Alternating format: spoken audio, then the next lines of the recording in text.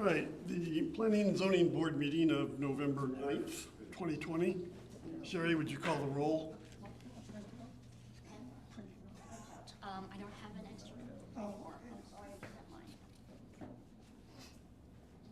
Sorry. Sherry, would you call the roll? Yes. Mr. Schmitz? Yes. Mr. Alder? Here. Ms. Tornatori? Yes. Mr. Horian? Here. Mr. Delange? Here. Mr. Lilly is excused. And two alternates. I did not hear from Mr. Needham, but Mr. Rembrzewski was supposed to be here in attendance, so maybe he'll come in later. All right, first order of business is approval of Planning and Zoning minutes of October 12th.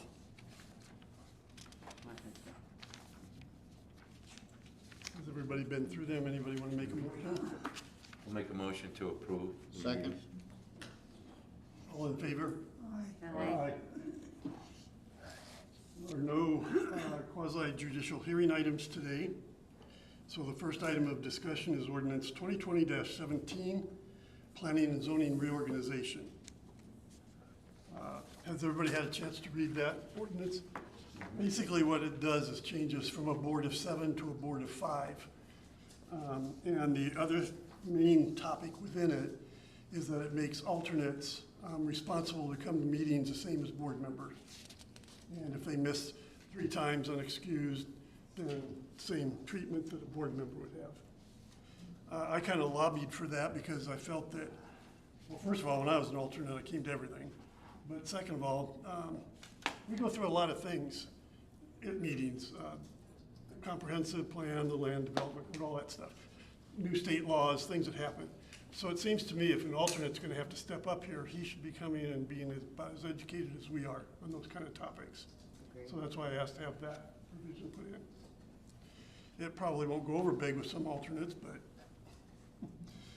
So anyway, ordinance 2020-17, does anybody have any discussions other than that? Any motions? I make a motion we approve ordinance 2020-17 as it's written, planning and zoning reorganization. I'll second. Mr. Alder? Let him Yes. second. Sherry, would you take the roll on that? Yes, sir. Mr. Delange? Yes. Mr. Horian? Yes. Mr. Schmitz? Yes. Ms. Tornatori? Yes. Mr. Alder? So that got us through our basic part of the board meeting. Now, does that also have to be approved by? Yes, council. Okay, First reading will be tomorrow night. okay. Second reading will be a month from now. Mr. Carey. Good morning. Give us a refresher on quasi-judicial proceedings. Yeah, buckle up, because it's long. So, for starters, just wanted to let you know, one thing lawyers are really good at, if you haven't figured this out, is stealing other people's stuff.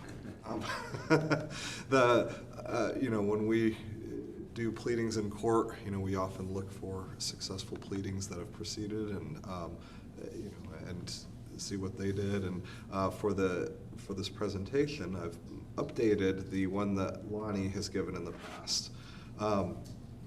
And I did that for a couple reasons. One, it's a pretty good presentation, and if it saves me several hours putting slides together, all the better. And number two, because it's something that's familiar to the board. Many of you have seen it before, but it's always good to get a refresher. And this allows you to see what you've already seen, which allows you to internalize things better. If rather than completely changing things up and making it look different, where it might not ring a bell from last year. So I have made some minor edits, but for the most part, this is what you've seen before. And I don't know exactly how Lonnie treated these kind of presentations. For me, though, this is a open dialogue. So y'all should feel free to jump in at any time with any questions or comments. I don't know if it's really going to be effective if you're just listening to me blab for a couple hours. And anytime you have questions, feel free to bring them up. We may bring in Stuart because he's, for some, practical examples of things that you've done in the past. And, you know, you can direct questions at him too if they're specifically relating to planning. So, started at the Magna Carta for the introduction to quasi-judicial proceedings. I'm not going to start that far back, but there's the Magna Carta. It's basically the foundational document, the foundational document for Western modern law, and that's as much as I'll say about it. So now we go ahead, skip ahead 500 years to the signing of the Constitution. The Constitution provides a lot of rights through the Bill of Rights. One of which, though, and the most important for us for what we're dealing with today, is the right to due process. And that is contained in the Fifth Amendment of the Constitution. But the Fifth Amendment of the Constitution only provides for due process by the federal government. We need to jump to the 14th Amendment for due process as it relates to the states. So Chapter 2 of the Florida Statutes is, I'm going to unbutton this, if you don't mind. The collar's getting a little tight. I think I must have shrunk my shirt.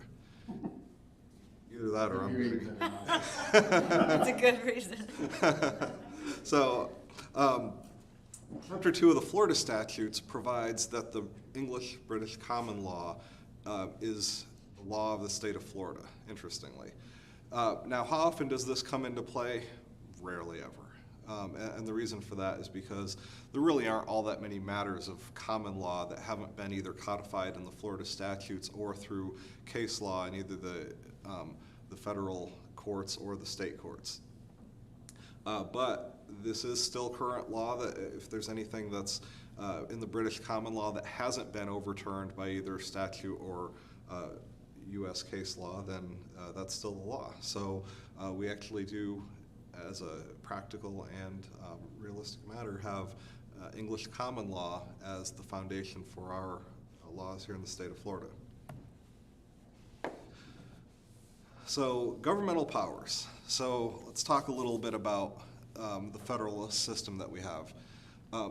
In the United States, we're all under the federal government. The Supremacy Clause of the U.S. Constitution provides that the laws of the United States are superior to the laws of the state. Now, one of the other things the Constitution does, though, is creates a federalist system, which means that the federal government only has powers that are granted by the Constitution. The federal government doesn't have what we call the police power. Police power really isn't about police.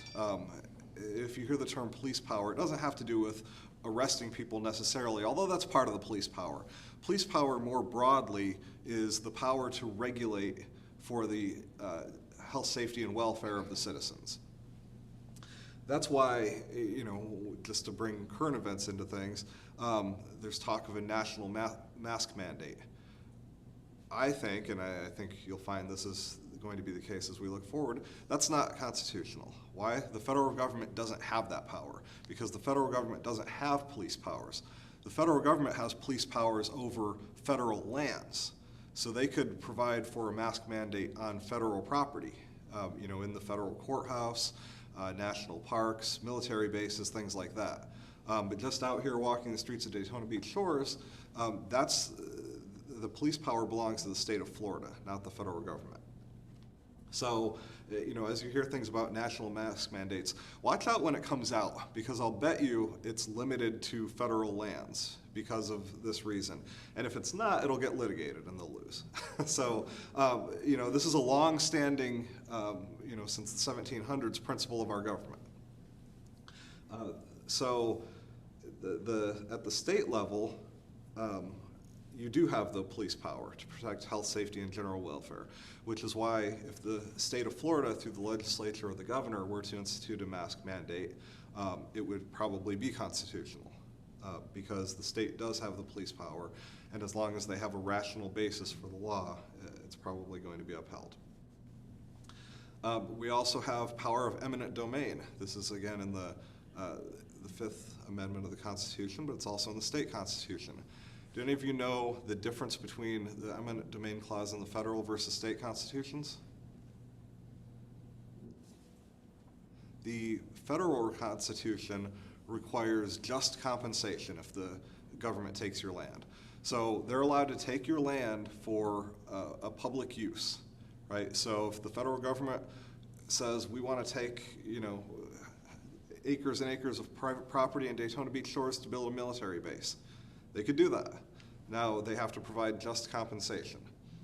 The state of Florida could do the same thing, but the state of Florida Constitution requires them to provide full compensation, which is actually more than the federal government has to pay. So full compensation basically means it's the value that the property would have on the open market under the highest and best use. So if the state is condemning your land, you're probably better off than if the federal government is. You're going to get more money. What is just as compared to full? Just compensation, it's just a lower level. It doesn't necessarily mean the highest and best use. It doesn't necessarily mean the full value of the property. It means something that would be considered just, like, within the,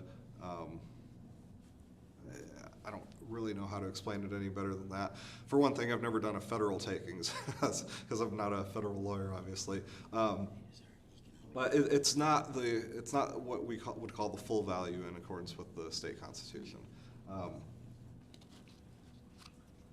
And then obviously the state and the federal governments have the power to spend and the power to contract.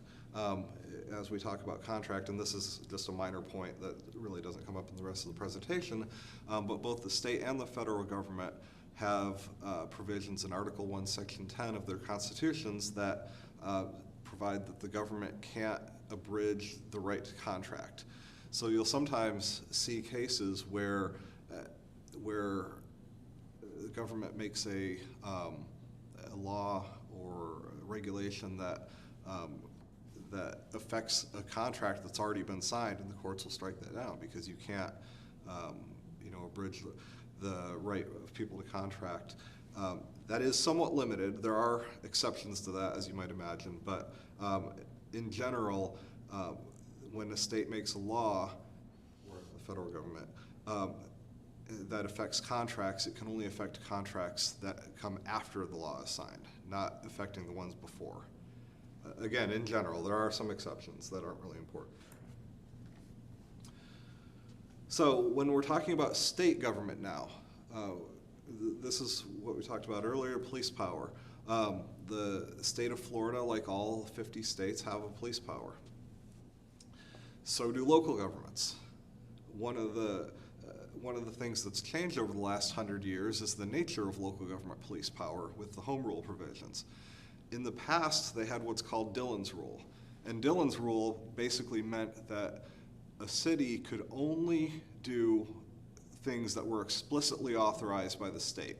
So if the state didn't have a law that said cities could create a water and sewer plant, then the cities couldn't do it. So this really limited what cities could do.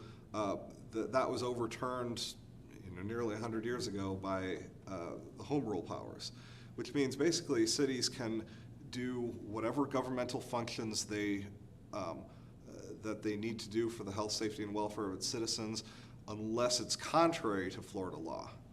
So it kind of flipped the Dillon's Rule on its head. Before, it had to be explicitly under Florida law that the local government operated.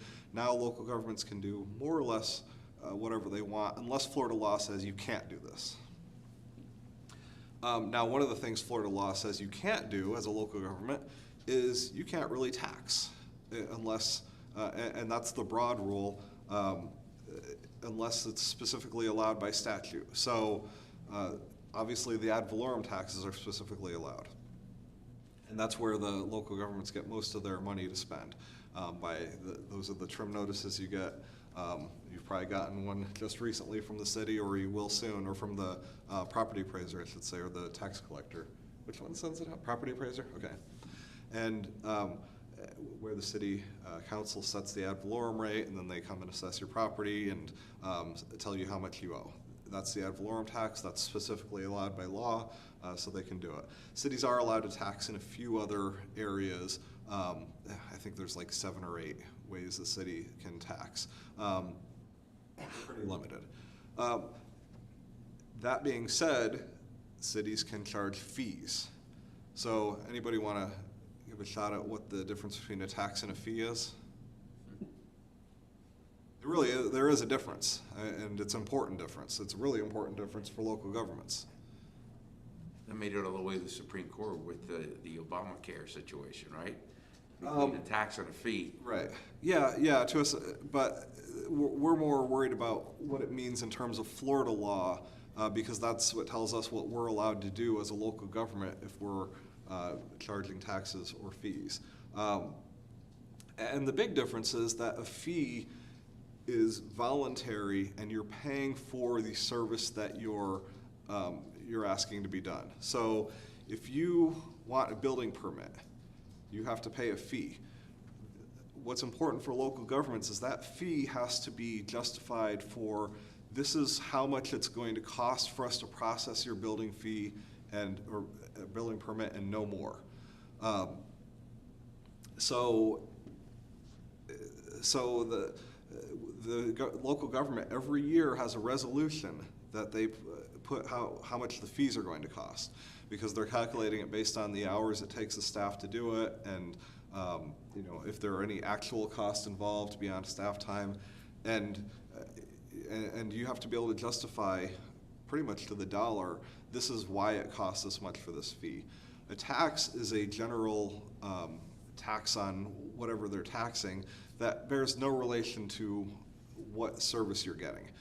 When you're paying a tax, you're paying it based on the amount of the value of your land, and then it goes into the funds so that they can fund the police and fire and the other services that you get, irrespective of if you use those services. So that's the big difference between a tax and a fee. Okay, preemption. This is something you'll hear a lot about in local government.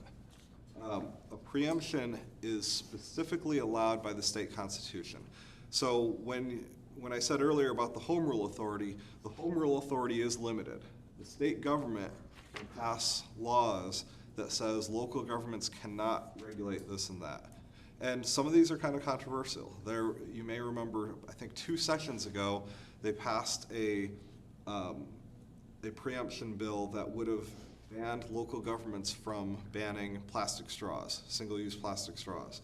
The governor ended up vetoing that, so it's not the law, but that's the kind of thing that upsets some people because it reduces your home rule, but it's also explicitly allowed by the Florida Constitution, because the Florida Constitution sets the state as the broad authority, and then the cities as the political subdivisions of the state that are operating by virtue of their powers granted to them by state law.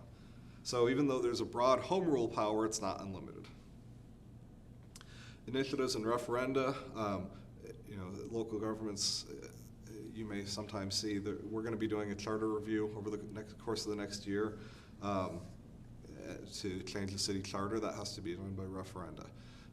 The ordinances can be changed by a city commission or city council by having first reading, second reading, public hearing, and all that. Charter has to go before the voters, though.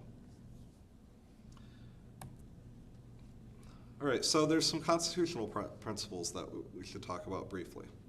The first is substantive due process, and the second is procedural due process, and I'll talk about them together.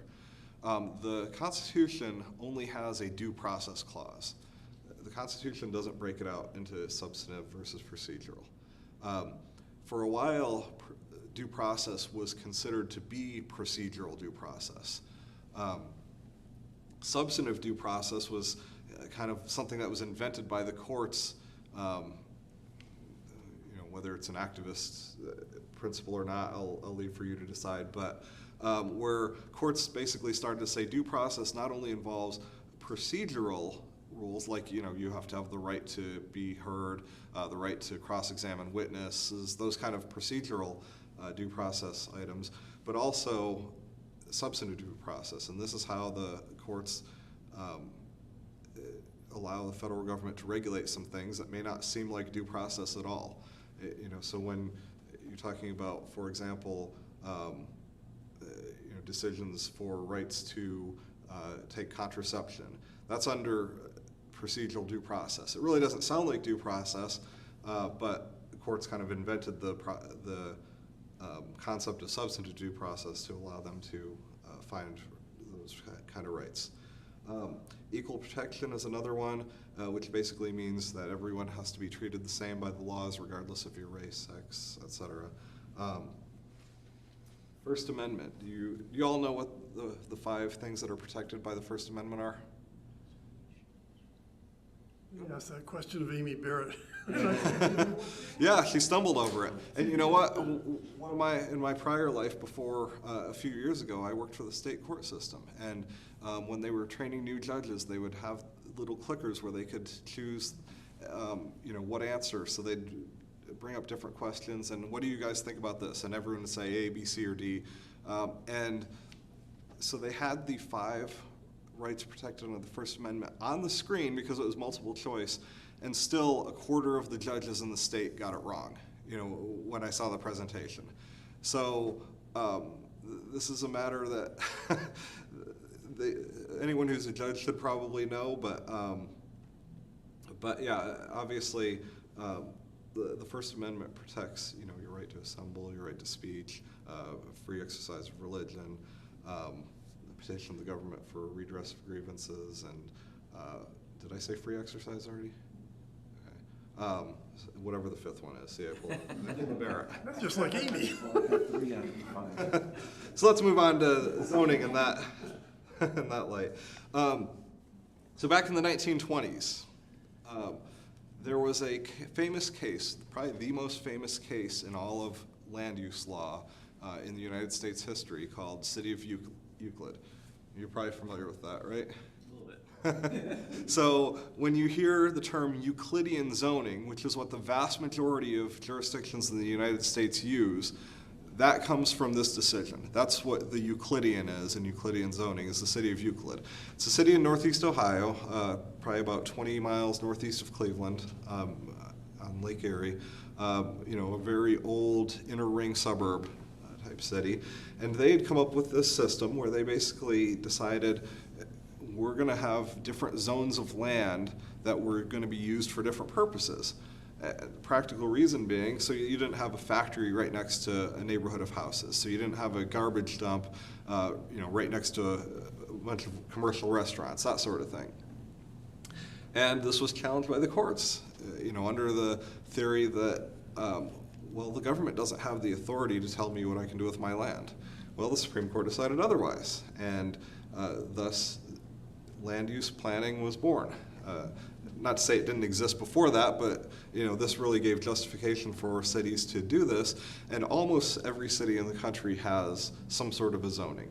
The one that most famously didn't for a long time is Houston, and even Houston has some sort of zoning scheme, and I'm sure it's a lot more now than it used to be.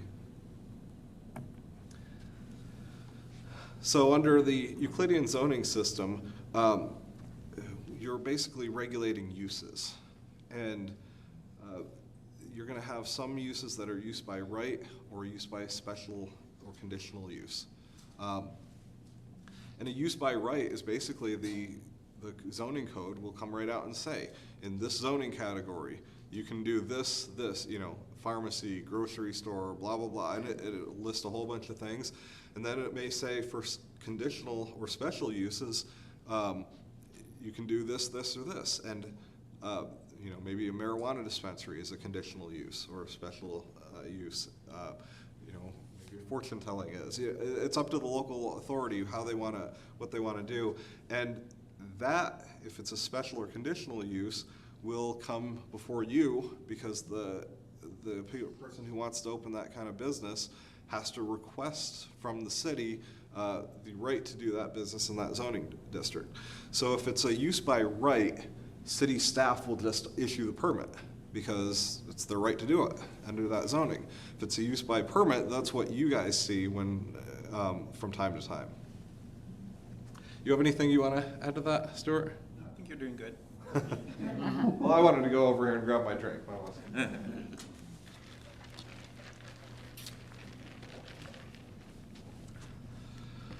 So other things that zoning does that you all should be familiar with, and if you've been on this board for any amount of time, you are. setbacks. You know, the building has to be at least 10 feet off the property line, something like that. And sometimes there is no setbacks, but that in itself is a setback, you know, like a zero lot line. Height, the cities can regulate height.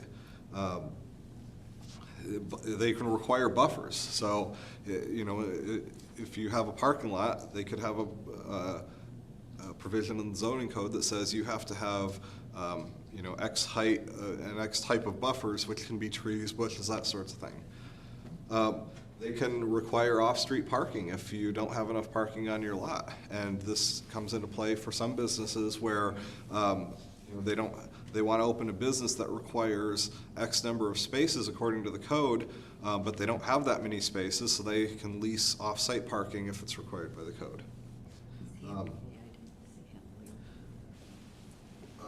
Landscaping and trees. You can, the cities can force you to go to the zoning board to get trees cut down. Do we have that here? Yes. Okay. If you want to get a tree permit to cut down a tree? Yeah. What are the criteria for it? But you don't have to go to the board, you know, we do it administratively. Okay. Okay. So some cities do require you to go to the board. You know, you may have a right to cut down a tree that's, you know, 8 inches or 12 inches or something diameter. But if it's bigger than that, you have to go to the board to get approval. Signs, you know, there's a sign code. Now, the sign code issue is interesting because about 5 years ago, we had a U.S. Supreme Court decision, town of Gilbert. You familiar with that one? Yeah. So that's really, and we're not going to get too much into this, but that's really a game changer for local governments in terms of what you can do for signs, because before that case, you were generally allowed to regulate signs in the city.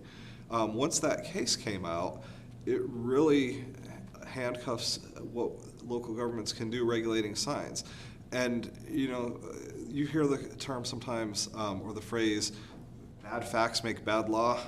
Well, the facts of this case were awful. The local government was completely, it was the town of Gilbert in Arizona, basically had sign rules that would allow commercial signs that were, you know, this big, but when it came to specifically religious signs, they only allowed them this big, which is stupid and unjustifiable. And, you know, the court recognized it as such. You know, why would you give more rights to commercial enterprises than First Amendment speech? Typically, it's the other way around. Or, you know, and if the sign code for Gilbert had said, we're going to treat them all the same, there would have been no issue. But now, they basically said, you know, if you have to look at the content of the speech, it's probably protected by the First Amendment, which means you're going to have a harder time regulating it because now it's strict scrutiny for regulating signs. So unless they're purely commercial, so you can still regulate the size of the golden arches, you know, and you can still regulate First Amendment signs as well, but you have to be very careful because they can't have lesser rights than the other types of signs you have. Anyways, that's a bit of a digression that doesn't really matter a whole lot because I don't think it'll come before you, but it's something that staff has to deal with now. All right, so zoning districts. You're probably all familiar with zoning districts at this point. You know, in a general sense, it's commercial, industrial, residential, and then obviously it's become a lot more complex over time. You have different classifications within residential that allow different types of, different amounts of density, different setbacks, you know, different intensity of commercial uses, that sort of thing. But the basic concept is that you have a map of every property in the city, and every property in the city has some sort of a zoning designation that tells the property owners what they can do in that particular lot. So something else that you should be aware of is a concept called nonconformities. Basically, a lot of the lots in the city predate the zoning code.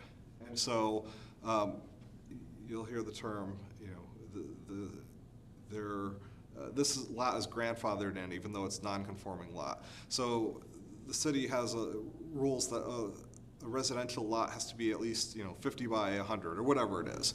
But older lots that predated the zoning code may be smaller, and so they're called non-conforming. And you'll sometimes get cases in front of you because, somebody wants to do something reasonable to their property, but they can't do it according to the zoning code because it's a non-conforming lot, so they need to come to you to get approval. And so that's how that plays in with what you do. So you'll have those kind of cases from time to time, and I'm sure you've had them, have you had any in the past year or so? Not necessarily with this board, but with the Board of Adjustments, we used to always Okay. get them. And I know that there is a case that we maybe have in the near future. But we also did amend our comprehensive plan and our land development code to address non-conforming single-family residential properties on the east side. Okay. John, I wanted to just point out too that you can have non-conforming lots, but you can also have non-conforming structures, and you can have non-conforming uses. Right. There's a bunch of different ways you could be non-conforming. Right. So if somebody has had a chicken farm for 150 years and it's not allowed in the current zoning, as long as they're still using it in the way that it was used pre-zoning code, that's a non-conforming use. And so that's what he's talking about. And they can continue on into perpetuity until they stop using it for that purpose. It's usually a year. And if they stop using it for a year, then they no longer have that right to the non-conforming use. And same with, as he said, the non-conforming sizes. If the code says you can't have a building more than 50 feet, but you had a 100-foot building prior to the adoption of the code, well, obviously nobody's requiring you to tear down your building. It's just a non-conforming size that you can't add to, though. And so that's where you have to be. Fire or some other form of destruction beyond a certain threshold, then they would have to rebuild in conformity. Right. And so, those kind of laws even still are limited. If it's a fire because of arson, somebody goes and purposefully burns it down, generally they're going to be allowed to rebuild it what they were, because it's not fair to the property owner if the neighbors say, we don't want a 100-foot building here destroying our view, we're going to burn it down, and then you'll only be able to build to 50. So there are always, when you're talking about legal issues, there's always exceptions to every rule. What happens if somebody wants to sell the property and somebody wants to buy it to do the same thing that was? Yeah, the nonconformity runs with the land. So as long as they continue using it the way the prior owner used it, the nonconformity will remain, and it will remain legal until they stop using it in that way. Oh, and development agreements. So development agreements are kind of an interesting subcategory of zoning because they basically allow the government and the parties to come up with exceptions to the zoning code by contract. So, and so if a developer basically comes and says, hey, we want to do this, this, and this, but it's not allowed by the zoning code, the council can say, okay, well, we'll give you that, but you have to give us this, this, and this, and it kind of becomes almost a contract zoning, and contract zoning is illegal, but development agreements are specifically allowed by Florida statute, so they are legal. And there's also home rule development agreements, but the basic point of that is that it's kind of a way around the normal zoning code. John, is the normal development agreement a statutory development agreement? Yeah. I don't remember what chapter it's in, but if you look I know up. there's a Development Agreement Act, and there's, Yeah. I know we've gotten in discussions, Becky and I, about non-statutory. Right. agreements. So That legal. right, and that's why I said that it's either the statutory development agreements where you follow the steps and the rules that are in the statutes, or there's the home rule development agreements, which are basically the city's basically asserting we can do this because it's allowed under the home rule powers. But in function, it acts mostly the same either way. The situation in Ponce Inlet with the marina and that lawsuit that lasts forever, it was basically, they were arguing, we had a development agreement and the new commissioners came in and said, no, you don't. Is that basically what happened down there? Yeah, that's to my understanding, and I haven't looked into it in great detail. Stuart might know more about it just from, being around here and Ponce Inlet. Yeah, I don't know if it was a development agreement. As I recall, it was the zoning allowed, a use, and then the council tried to change the rules and hold them, not allow them to do what they were trying to do, and so, but it could have been a development agreement, but I don't recall that being the case. I recall it just being like you, reading it through the papers and stuff, just as zoning change. And so then the legal issue there is at what points do the developer's rights vest? And, the developer's obviously going to make an argument, well, my rights vested at this point in time, so you can't stop me from doing it. The city's going to say, no, it doesn't vest until this. The general rule is when the developer or when the government issues a plat or a permit or something, that's when the rights vest. But there can be, years worth of litigating on issues like that. Yeah, I thought in that case they had submitted some permits already. Okay. Right, and if that's the case, once the government submits or issues the permits, usually the rights vest, but it may be that there are multiple permits and they had issued some and not others, and so, I just recall the town was not in the right. Yeah, right. So a permit in general is called a development what? Order. Yes, development order, thanks. You'll see development order throughout statutes, and development orders can basically mean pretty much anything that the local government issues. A development order for the purpose of statute is also if the board decides to deny to issue, or the government decides to deny to issue a permit. That's also a development order. And so, when a development order triggers, or development orders trigger all sorts of things in the statutes, from appeal processes to the time frames for the person to act if they want to appeal, time frames for the government to make a decision. There's all sorts of things that are triggered by that. But the important thing is the development order can be a lot of different things. And he put in a couple of cartoons here. Thou shalt plan. Almost all local governments have planning. And in Florida, all local governments do because it's required by the Community Planning Act, which requires local governments to have comp plan and zoning. Best way to predict the future is to invent it. Immanuel Kant. Ben Franklin, by failing to prepare, you're preparing to fail. Paul Bryant, have a plan, follow a plan, you'll be surprised how successful you can be. Most people don't have a plan, that's why it's easy to beat most folks. And this is the Petaluma Planning Commission. So, one little aside here, and this will come up towards the end of the presentation.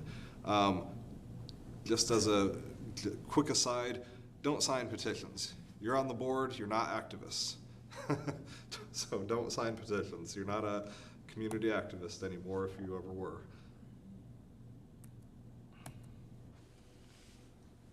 All right, so Pinecrest Lakes versus Karen Scheidel. Lonnie had a lot of slides on this case. I'm going to breeze through them probably quicker than he did because this is one kind of esoteric case. It's not one of the bigger or more important cases in planning law. I'm not sure why it captured his attention for this presentation last year, but we're going to breeze through this pretty quickly because it's not the most important part of this. But basically, this stands for the proposition that the comp plan matters, and it matters a lot, and you have to follow the comp plan if you're a local government. As it says here in the statute, once a plan has been adopted, all development shall be consistent with the comp plan. And this case is kind of about, well, who decides whether it's consistent or not? Is it the local government or is it the courts? So, brief background, 500 acres of land, they developed into 10 phases. the Scheidel's bought a 1 acre lot in phase 1, where they built their home. Phase 10,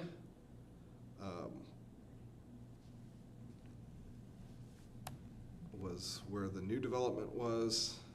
And this is down in Martin County, as you can see.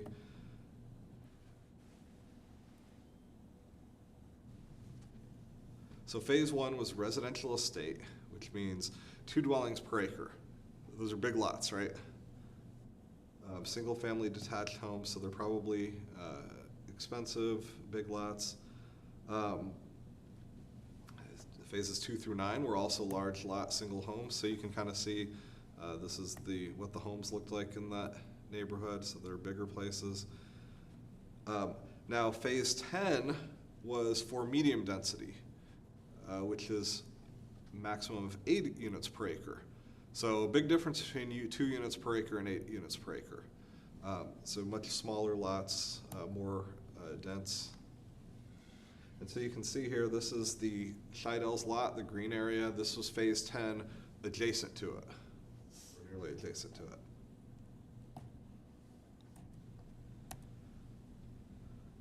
So the local, Martin County approved phase 10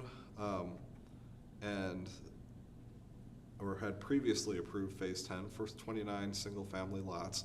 Developer came back and asked them for 136 multifamily units. So presumably they came, these are going to be more affordable housing, and average of 6,000 square feet per home. So here's what the comp plan allowed: 8 units per acre.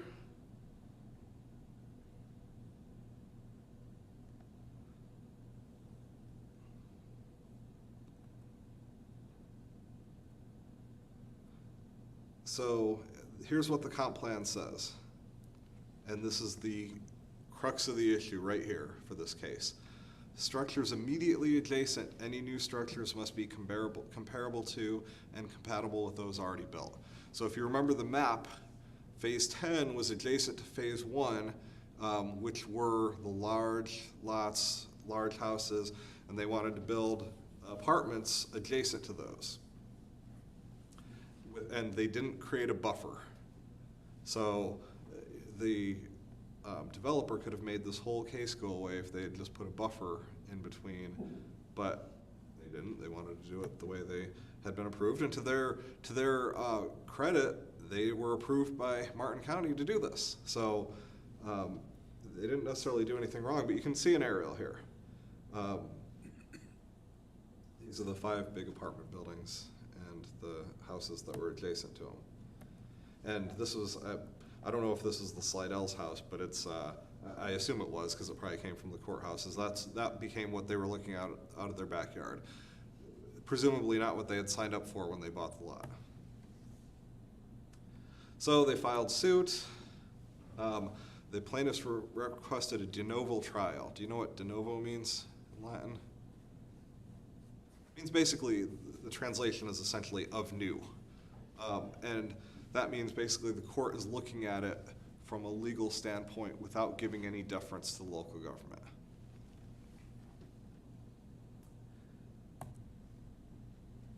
And that standard would make the courts the ultimate decider of a plan consistency. The local government wants them to look at it with a different discretionary standard, something like a more deferential standard that would require them to say, did the county, they basically say, yeah, unless the county is clearly erroneous in their determination, we're going to uphold the county's standards. De novo is not that. They're going to apply their own standards. So the county basically argued under Snyder, and we'll talk more about Snyder later, that they should just be looking at the case to see, was there a justification for the county's decision, and if so, it wasn't arbitrary and capricious. If so, you uphold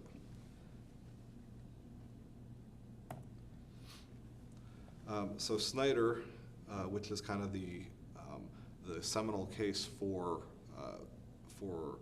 quasi-judicial actions in the state, it's the decision that we all base what we do off of. It creates kind of a burden shifting scheme, and we'll talk more about it later. I don't want to get too into the weeds about Snyder here, but basically where the applicant has to prove that that it's consistent with the county plan, and once they prove that, then the burden shifts to the government to show why it shouldn't be approved.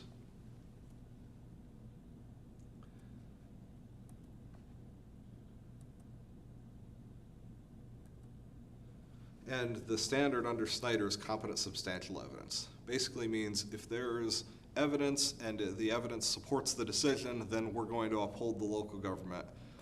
We're only going to overturn the local government if the decision they made was clearly against the evidence that was presented.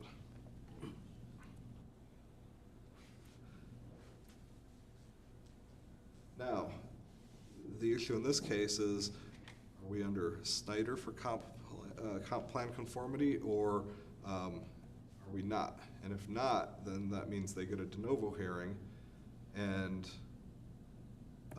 that's what the courts ultimately decided. So here's the other important fact with this case, the second bullet here. While the case is on appeal, the court basically said, this is being appealed, don't do anything. The developer moved ahead with construction anyways.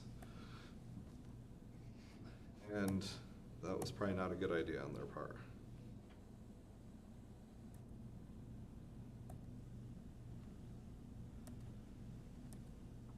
So the judge ruled that the apartments were in violation of the comprehensive plan, because again, he wasn't giving deference to the local government, and decided, and the appellate court upheld that, by the way. So the appellate court basically said, yes, for comp plan consistency, we're not deferring to the local government. We're going to allow the judiciary to review it as a matter that's de novo.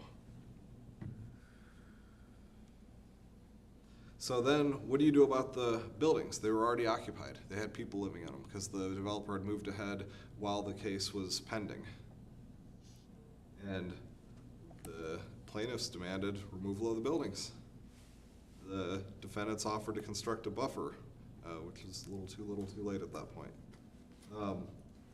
The 5 completed and occupied buildings would represent a loss of $3.3 million to the developer, and they determined that the loss of value to the phase 1 properties would be only $300,000. So, less than 1/10 of the amount.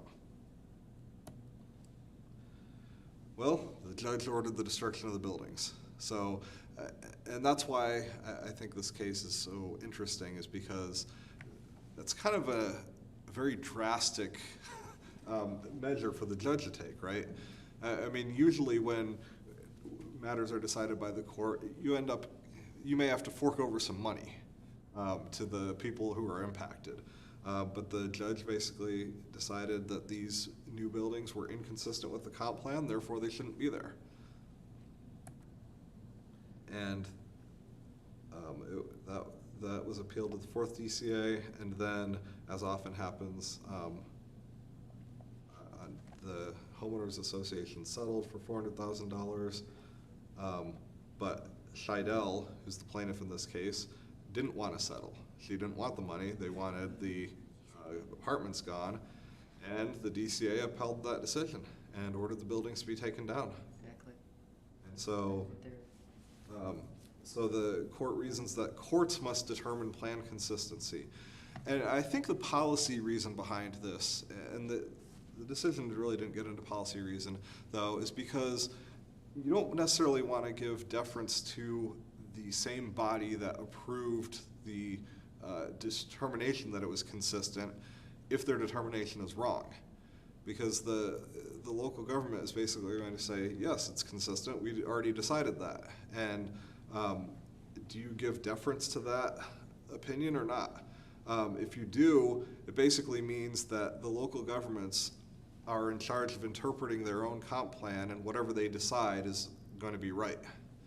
And so this case is saying, well, a court can have a neutral set of eyes on it and determine that, no, in fact, your determination of consistency was wrong.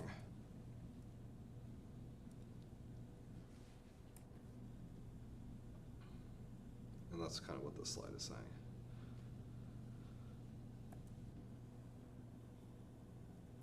So, another important little factoid from this case that I think about in terms of quasi-judicial is that affected individuals that aren't the applicant can challenge actions for inconsistency with the comp plan. So it's not just the developer and the local government. The neighbors also may have standing.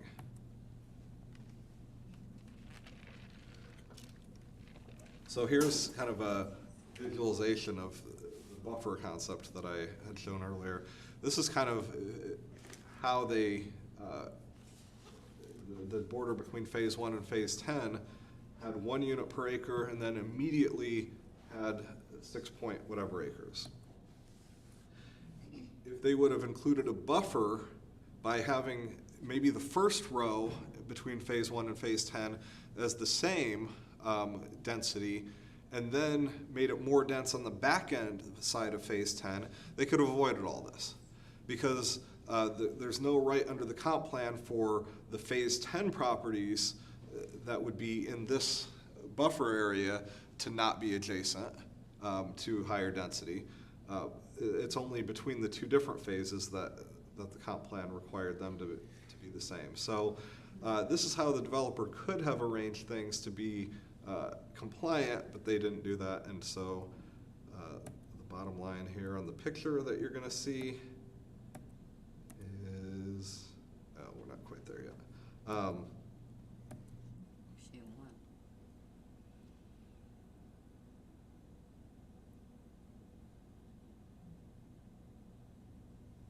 I want to get to the pictures. Yeah.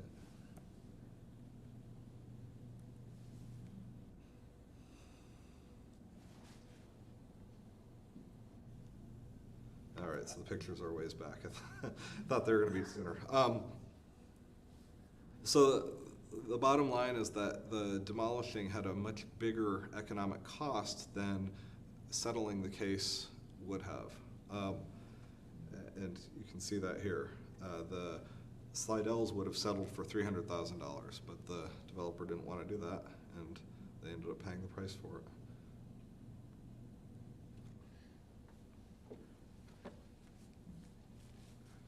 So the DCA basically decided that if they allow them to get away with keeping the apartments and just paying the affected individuals a small settlement amount, that would just lead to more inconsistent development. The developers would know, hey, we can violate the comp plan as long as we're willing to fork over a few bucks to the adjacent owners as the cost of doing business. And the court basically said, if it's inconsistent with the comp plan, it will have to come down. And the Florida Supreme Court denied review. One thing that's interesting about this is that you'll hear, when you're hearing coverage of the federal Supreme Court denies cert. And that basically means they decline to take up a case, which means the lower court ruling stands. So somebody gets a decision that they don't like at the 11th Circuit, they appeal to the Supreme Court. The Supreme Court only takes, however many cases per term, 150 or whatever it is per term. So most of the petitions get denied. But the federal Supreme Court basically has a right to take whatever cases they want from the lower courts. The Florida Constitution limits the Florida Supreme Court's jurisdiction significantly. The Florida Supreme Court, there are only like 5 different ways that somebody can get into the Florida Supreme Court. And the 2 most common are, the most common is criminal law, death penalty cases go straight to the Florida Supreme Court. But the most common for civil cases is that either there's a circuit split, meaning the 5th DCA decides, that's what we're under, is the 5th DCA decides one way, and the 3rd DCA decides the opposite way on the same matter of law. And then that creates what's called a circuit split. lower courts don't know how to handle it because you've got two different appellate courts that have ruled the opposite, so then the Supreme Court steps in and decides, breaking the tie, essentially. The other way is if the case is certified as a matter of great public importance by the DCA. And if those things don't happen, generally the Supreme Court doesn't even have jurisdiction to look at it. In Florida, the DCAs are the final court of record for the vast majority of cases. And so this one didn't get to the Supreme Court. Their petition for review was denied. I'm not sure why there was a petition for review. Maybe the DCA certified it as a matter of great public importance, and the Supreme Court said, yeah, we'll pass. You know, whatever. But bottom line is the DCA decision's the law now. I have a question. Yeah. One of my concerns sitting on this board is that we're a small city and we're right next to Port Orange or Wilbur by the Sea or Daytona. So our planning in this situation, this is one county, okay? But what happens if we rule you can have a 10-story, but then the residents in Port Orange, which is in the next city, sues us for that, saying that we're not, you see what I'm trying to say, is that was one county, but what if we are multiple counties, so we have to take into account what the planning and zoning is in Port Orange and Wilbur and Daytona and making our planning? Yeah. So that's why comp plan amendments go to the county for review. Got it. Yeah, so that's a very good question, and a very practical answer is that when we make a comp plan amendment, the county reviews it, and then it goes up to the state, and they also review it at the Department of Economic Opportunity, which is the land planning agency for the state of Florida. So that kind of takes away the city's ability to impact neighboring communities through their decisions. That's why there's review by multiple other agencies with a higher level of jurisdiction than we have. Yeah. This is probably a stupid question, but can the Supreme Court change a vote of the American people? If somebody went to the Supreme Court and told them that the vote was wrong or whatever, can the Supreme Court make any kind of decision? Are you talking about, like in this case, if somebody appealed this case to the U.S. Supreme Court? An election, yeah. That's a question. I'd stay away from that one. Wow, that's loaded. I was hoping we were going to tie it to this. And No. I just that is the ultimate. all the Supreme Court is going to be able to decide is if whatever case is brought before them. And so if they're looking at a case that's brought before them that says, our due process was violated or equal protection was violated or whatever, then they decide that. They don't have any ability to decide anything beyond the case that's before them, though. So I don't know if that exactly answers the question. It's kind of a weaselly answer, but I'd really rather not. Remember, Congress is the one that actually accepts the results from each, state, and then they say yes or no. So it's Congress, and then if Congress then can, say we're not sure, then they can pass the Supreme Court, but it's a couple steps away if anything happens. I would say that's probably very low on your list of concerns. So here are the pictures, and you can see here's the beautiful new apartment buildings or high-density housing. Maybe they were townhouses, either way. Standing there, and there they go. So that's kind of the postscript of this case, is that they built something that wasn't compatible with the comp plan, and the remedy was that they had to tear it down because it was incompatible. So he lost $3 million. So my question is, the people that they settled with, not Seidel, but the other ones that they settled money with, did they have to return the money? I don't think so. I don't think it works like that. That's the thing that I remember this from last year, and I was wondering, did they have to return that money? Yeah, I mean, it's never mentioned in any of the cases. I doubt it. I mean, and if they tried, well, good luck, because how are you gonna get it back? Unless the person decides, yeah, we'll write you a check. Most people aren't gonna do that, so you need to get a judgment, and the courts aren't generally gonna involve themselves in that, especially since when they settled in good faith. You know, both parties did, so the court's not gonna disturb that. What's on that land now, do you know? Site is now empty according to the slides. Empty still? I'm presuming that Lonnie's research on that is correct. They built it. They're a stubborn developer. Yeah. Yeah, what a shame. And again, they could have buffered it and been just fine. And they couldn't buffer it after the fact. Right. They- Well, because the buildings were already there, Uh-huh. right adjacent to the other ones.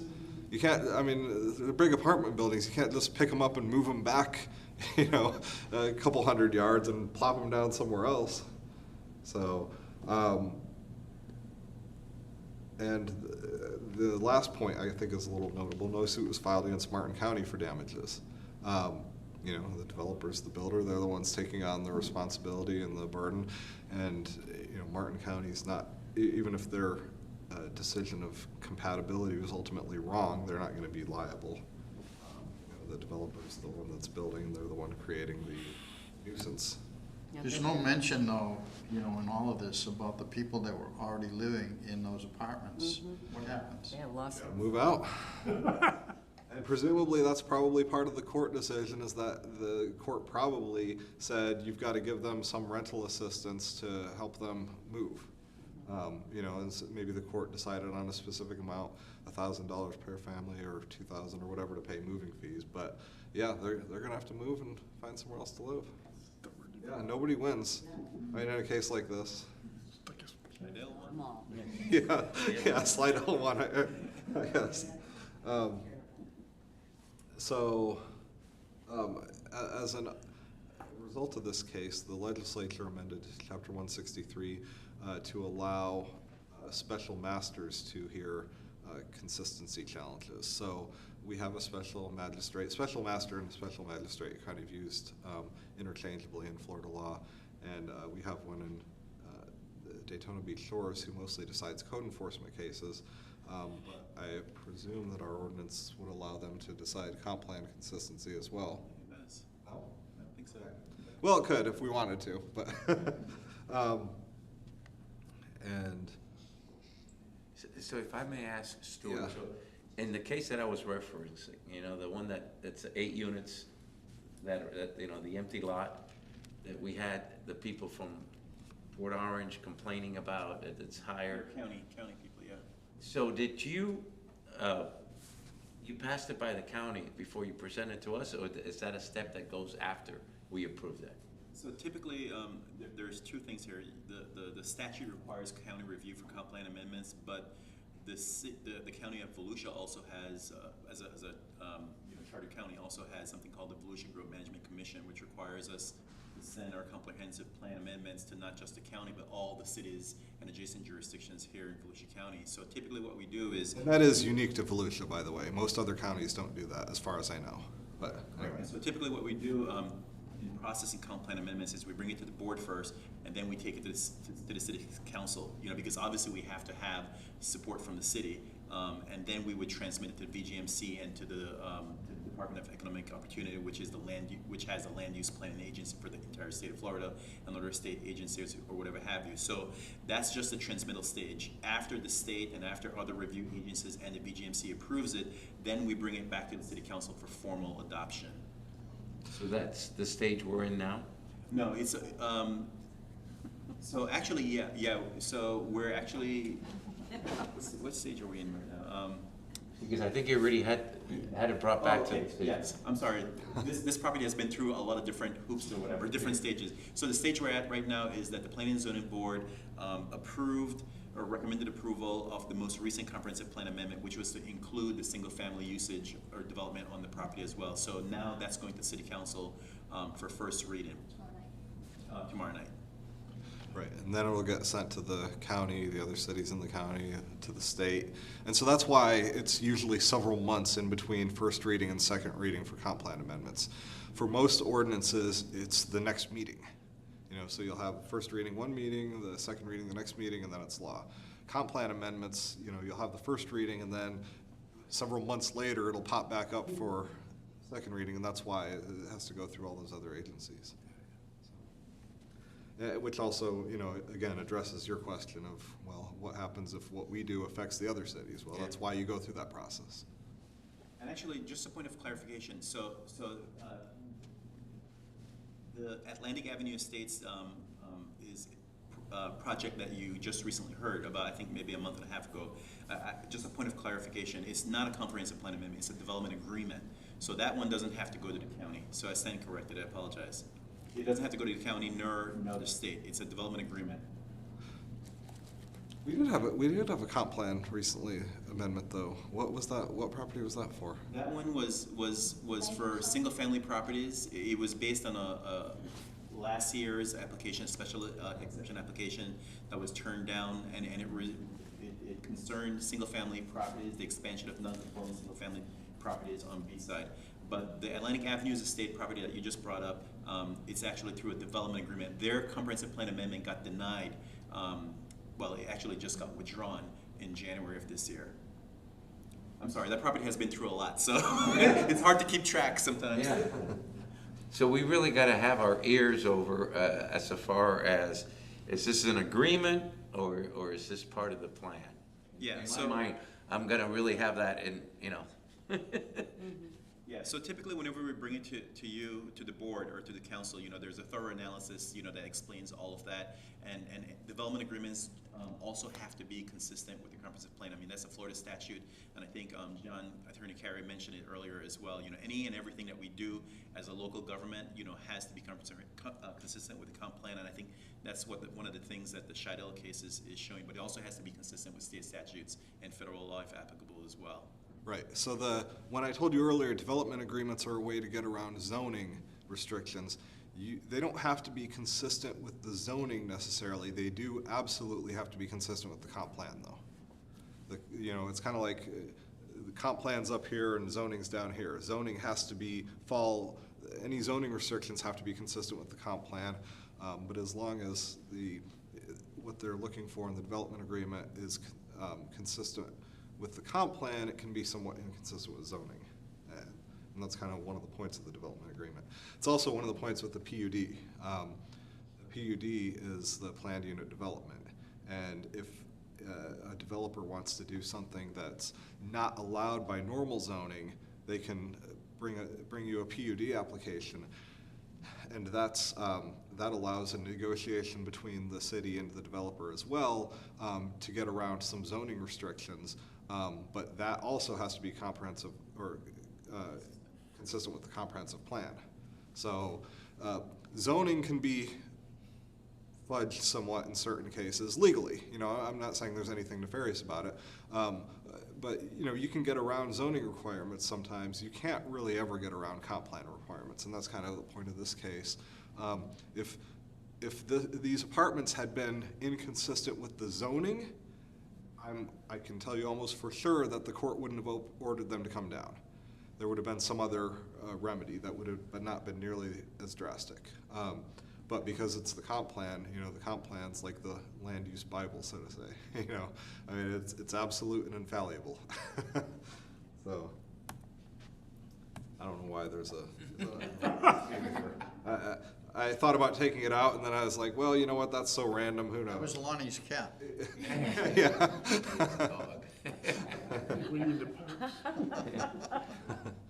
All right, so there's you kind of cut and pasted the law for development permits here,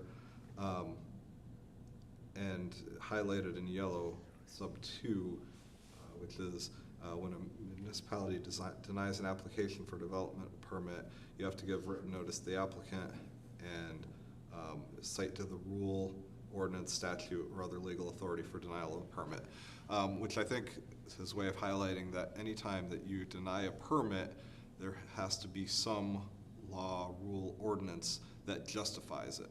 Otherwise, it's not legal. You have to issue a permit if what they're requesting is allowed by right, and you know, there are no other inconsistencies with it. All right, so you know how I told you at the beginning that lawyers love to steal other people's stuff.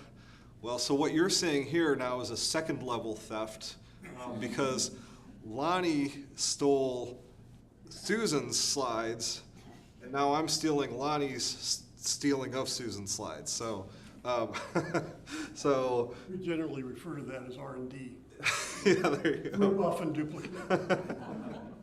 So this was a presentation that was originally provided for the city of Fort Pierce, and it's a really good presentation, which is why I think he stole it and why I'm stealing it as well.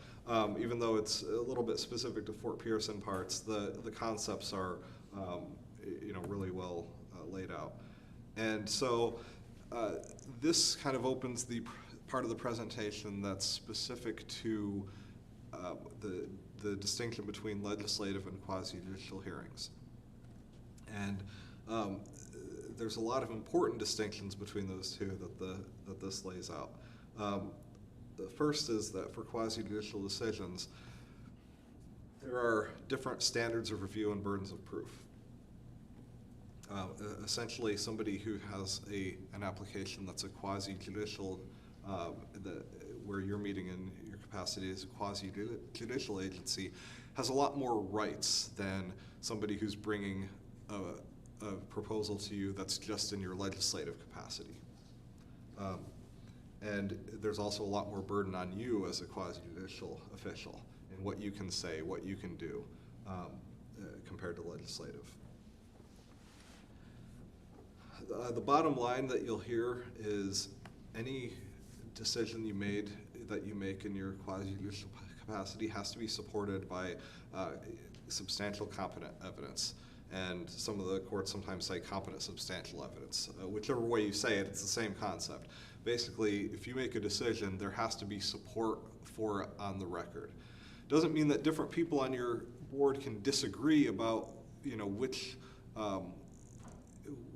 which evidence carries more weight. You're not always going to have unanimous decisions, but regardless, if you're sitting in a quasi-judicial capacity, you have to base your decision on the evidence that's presented in front of you in that hearing, and the decision you make has to be supported by competent substantial evidence. There's also ex parte issues. Whenever you are, and I actually want to grab this here, because I would add ex parte disclosures to this if I were you. And we'll talk a little bit about that in a minute. But whenever if you're in a legislative capacity, you can talk to anyone and anything about the application, and it's no problem. If you're in a quasi-judicial capacity, you can also talk about it, well, not to other board members outside the sunshine, don't misunderstand that. I just mean you can talk to applicants, developers, activists, whoever you want. It's a legislative decision, come one, come all. Quasi-judicial, you can talk about it. You can talk about it with developers, you can talk about it with activists, whoever else, but you have to disclose that at the hearing. You have to disclose that the conversation took place, and if the party wants to examine you, to ask you about, well, hold on, you said you talked to Greenpeace, what did you say? You have to disclose what was said on the record, because that's part of the due process requirements that they have when you're in a quasi-judicial hearing. You also can't show bias. So remember how earlier I said don't sign petitions? Don't sign petitions. If it's a quasi-judicial matter, a rezoning, development agreement, whatever the case is, don't take a stand outside of the meeting. Don't get quoted in the papers. Don't even talk to your friends, say, oh, I hate this proposal. Just whatever you have to say it in the hearing. This is my recommendation. Because if the party can prove that you're biased, in other words, that you had your mind made up before you came into the hearing, that's a potential grounds for them to go to a court and have your decision overturned. Protected classes, I think all they're really getting at there is that you you can't make a decision that would specifically disadvantage protected classes. If you make a decision that disadvantages, you know, the community as a whole or certain members of the community, that's okay. But if it's essentially, you know, if your decision is specifically to disadvantage blacks or women or whatever that's a protected class, you can't do that. Okay, exactions. So this is basically where you are asking for something in exchange for your approval of the development permit. This is usually frowned upon. You can sometimes have exactions if it's specifically related, and we'll get more into this later with the Nolan-Dolan test, but if it's specifically related, the exaction is specifically related to some harm that the development is going to cause, it may be allowed. But generally, you know, you can't ask for the developer to give something up that they're legally allowed to have in exchange for the approval of the development. The exception to that, because there's always exceptions and exceptions to exceptions, is if it's a PUD, planned unit development, the exactions are part of the negotiation, so that's fine. Or a development agreement. Or development agreement, right. So the reason you always frown upon us replying to all and showing that there's a chain of communication is that you don't want to present a false sense of collusion between us before we have any hearing. Can you explain that? Because my concern is that, you know, if we meet at a party or something, we cannot say a word about our decisions or anything like that. We have to keep it to ourselves. Right, that's the Sunshine Law, yeah. Okay, but we can meet at a party, but we just can't discuss anything about the rulings or the things that occurred. The general rule is anything that has or could reasonably become a matter that you hear before the board, you can't talk about outside of these meetings. The reason for the emails is because you're really not allowed to communicate with other board members outside of the meeting. And so when you're sending an email to somebody, you know, again, it's not a hard and fast rule. If you send an email to your fellow board member saying, hey, I'm out of flour, do you have any flour? All right, that's not going to be a Sunshine Law violation. But presumably if you're emailing someone else about the board, it's probably about board business, which you shouldn't do. So when I say don't reply all, you know, it's kind of a nitpicky thing, because generally there's probably no harm in you replying all and saying, yes, I'm going to be at the meeting. But if the applicant then does a public records request and finds the emails and finds, oh, well, wait, you were all emailing, was that because you were trying to decide how many yes votes were going to be at the meeting and how many no votes? You know, it's just another avenue for somebody to potentially take us to court and, you know, over your decision. It's not worth the, you know, the minor convenience of replying all. Just reply to staff. That's my admonition. Is it a huge issue? Probably not. You know, is it ever really going to come into play in the real world? Probably not. But if there's a particularly contentious vote that ends up being, you know, 4-3 or 3-2 or whatever, you know, and the applicant wants to take us to court, they're going to look for whatever they can find to potentially show that there's some sort of collusion or some sort of a predetermined outcome. You know, they're going to look for if you've ever been quoted, if they can find, you know, friends that, or, you know, say, oh yeah, he's been against this project from the beginning because, you know, and those kind of things are all going to be things that could put the decision of the board in jeopardy if it gets challenged. Never would have thought of that. I replied, and I'll be at the meeting. So basically, we really should not discuss anything that we have on here with anybody. No, I'm not going that far. Okay. You shouldn't discuss anything that's coming before the board with fellow board members outside of the meeting. That's a hard and fast Sunshine Law violation. Okay. How about commissioners or state representative or other people? You can talk to them, but again, I would be very careful about the way you say things. If you're talking to them in terms of a fact finding, like, you know, hey, what happened 2 years ago on this, right, or what was that, you know, result? It's probably okay, but just remember, you could have to disclose the contents of that conversation at the meeting. So if the applicant says, I understand you talked to Councilman so-and-so about this. What did you say? It doesn't necessarily mean that you did anything wrong, but it does mean that you have to disclose your ex parte communications. Because you're basically sitting in the position of a judge here. And judges aren't allowed to talk to one party or the other outside of the presence of the other party. That's called an ex parte communication. It's generally not allowed. It's not quite as strict with you guys because you can talk to the developer. The developer can call you up and say, hey, here's why I want to, to do this. I think it'd be good for the community because of X, Y, Z, whatever. That's okay, but just understand that you don't ever want to tell them which way you're leaning because that could show prejudice, and you need to make your decision based on the record that's submitted for the hearing. And the other thing is, you could have to disclose whatever is said in that meeting. So one of the things I like to do for quasi-judicial hearings in general is have you all disclose ex parte communications before the fact, before you get the evidence, because it's something that's generally required by due process. The party at least is allowed to know that you talked to so-and-so about this project and what the contents of that conversation are. So, and that should be disclosed on the record.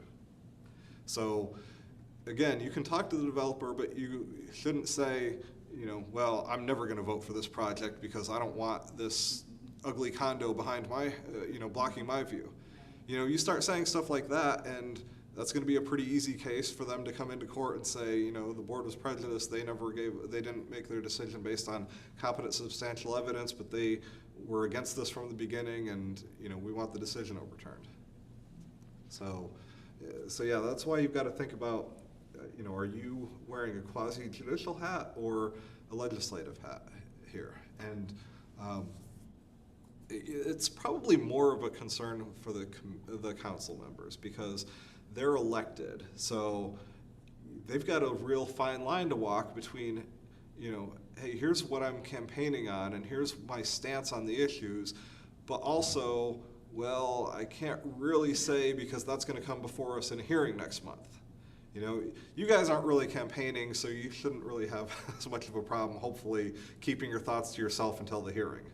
And you can put that all under best practices if you want. Just kind of be careful about what you say about if it's going to come before you as a quasi-judicial hearing.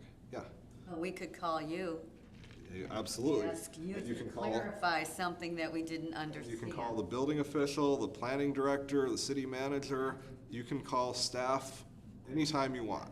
I'll call you all. And calling staff isn't considered an ex parte communication. But you can't have staff relay your thoughts and opinions to another board member. So, you can't, I really want to tell Chuck this, so I'm going to call Stuart and have Stuart tell him this. You can't do that. Right. Stuart wouldn't do it anyways, but don't put him in the position of having to tell you no. All right, so these are kind of the two different hats that you as a board and city council as well wear. On the one hand, your legislative bodies. You voted today on an ordinance. You are in a legislative capacity when you vote on that ordinance, because that ordinance is a generally applicable ordinance to the city as a whole. It's not singling out one or a small number of properties that are affected. It's applicable across the board. So that's a legislative decision. On the other hand, when you deal with development agreements, rezonings, things like that, use by exceptions, conditional use permits, those are quasi-judicial because you're dealing with a specific property or maybe a small number of properties that are asking to be treated differently or to get some sort of a change in the law that only affects them. That's when you put on your quasi-judicial hat and you're acting as a judge, essentially. So, one of the interesting little factoids with the legislative quasi-judicial capacity distinction is a small-scale comp plan amendment is a legislative decision, even though it impacts only probably one parcel of land. And that's supported by case law. And yet, when you hear comp plan amendments, we almost always treat them like quasi-judicial hearings. Do you have an idea why? Because they're usually brought to the board along with a rezoning. And the rezoning is a quasi-judicial hearing. So when you're hearing the evidence for a comp plan amendment and a rezoning, they're usually going to be presented together. And so it doesn't make sense to break them out into, well, here's a legislative hearing on the comp plan amendment, followed by, now we're going to put our quasi-judicial hat on for the rezoning. Usually it's just presented together and you have to vote on them separately. But the comp plan amendments, even if it's just for one parcel of land, are legislative. But you usually don't bring them to the board as a legislative matter, right? I mean, they're usually brought along with the rezoning when you... It depends, in the last case that we had earlier this year, the Atlantic Avenues Estates, we brought them together. Right. And that's pretty common. Because usually if somebody's seeking a comp plan amendment, they're also going to be seeking a rezoning. That's why you would seek out a comp plan amendment. And land development regulations. So under the Florida statutes, you are the land development authority for the city of Daytona Beach Shores. And as such, any land development regulations that the city council is going to pass has to come through you. Now the statutes don't require you to get it before they do. It just requires you to get it before it becomes law. Usually it would go presented to you first with your comments and your vote up or down, then go to the council for first reading, then second reading. There's no reason legally, though, we couldn't send it to the council for first reading and then to this board and then back to the council for second reading. So all land development regulations have to go through this board by state law. And so that's why sometimes ordinances are brought to you. Now, what's interesting is that under state law, you don't really have the authority to stop it. If you vote 7-0 against it, it still goes to the council and they can still vote for it. But it would go to them with the recommendation that the Planning and Zoning Board recommends denying this or, this ordinance, and they did so on a 7-0 vote. So it's just required to be presented to you. You don't have any authority to shoot it down at this stage. Those kind of legislative decisions are ultimately up to the council, and if you want to have that power, you need to run for council. So, legislative hearing. Again, this is for an ordinance, for example. You give broad notice. In other words, notice goes out to the community as a whole. You don't need to give specific notice to any individual. Wide range public hearing, and this can be completely based on opinion, no facts in the record, no evidence. You just think, well, this seems like it would be a good idea, and guess what? That's good enough to be upheld unless it violates some sort of statute or the Constitution, obviously. Any evidence can be taken, any evidence can be considered. The commission is essentially acting as a lawmaking body. The standard of review is fairly debatable, which, as you can imagine, is very low standard, meaning, again, unless there's some violation of the law or the Constitution, if an ordinance is being reviewed by a court, it's almost always going to be upheld, unless the ordinance is just completely arbitrary and capricious. If there's any fairly debatable reason why the ordinance should pass, then the court is going to say, okay, well, we're not putting our policy judgments ahead of that of the city.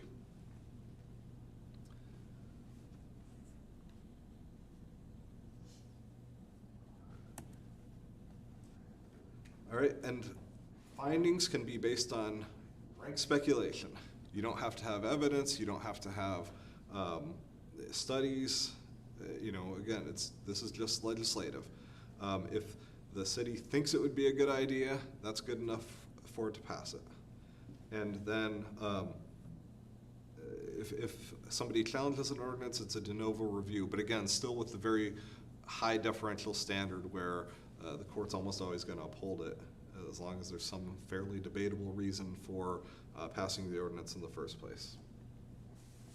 And so that's what it means heavy burden of proof is on the challenger. If you want to challenge a generally applicable ordinance, and again, you don't have some sort of illegal or constitutional violation within the ordinance, you're going to have a tough time getting it overturned. And this is a case that supports that concept. And, oh, no, I'm good. I got my turn. Thanks.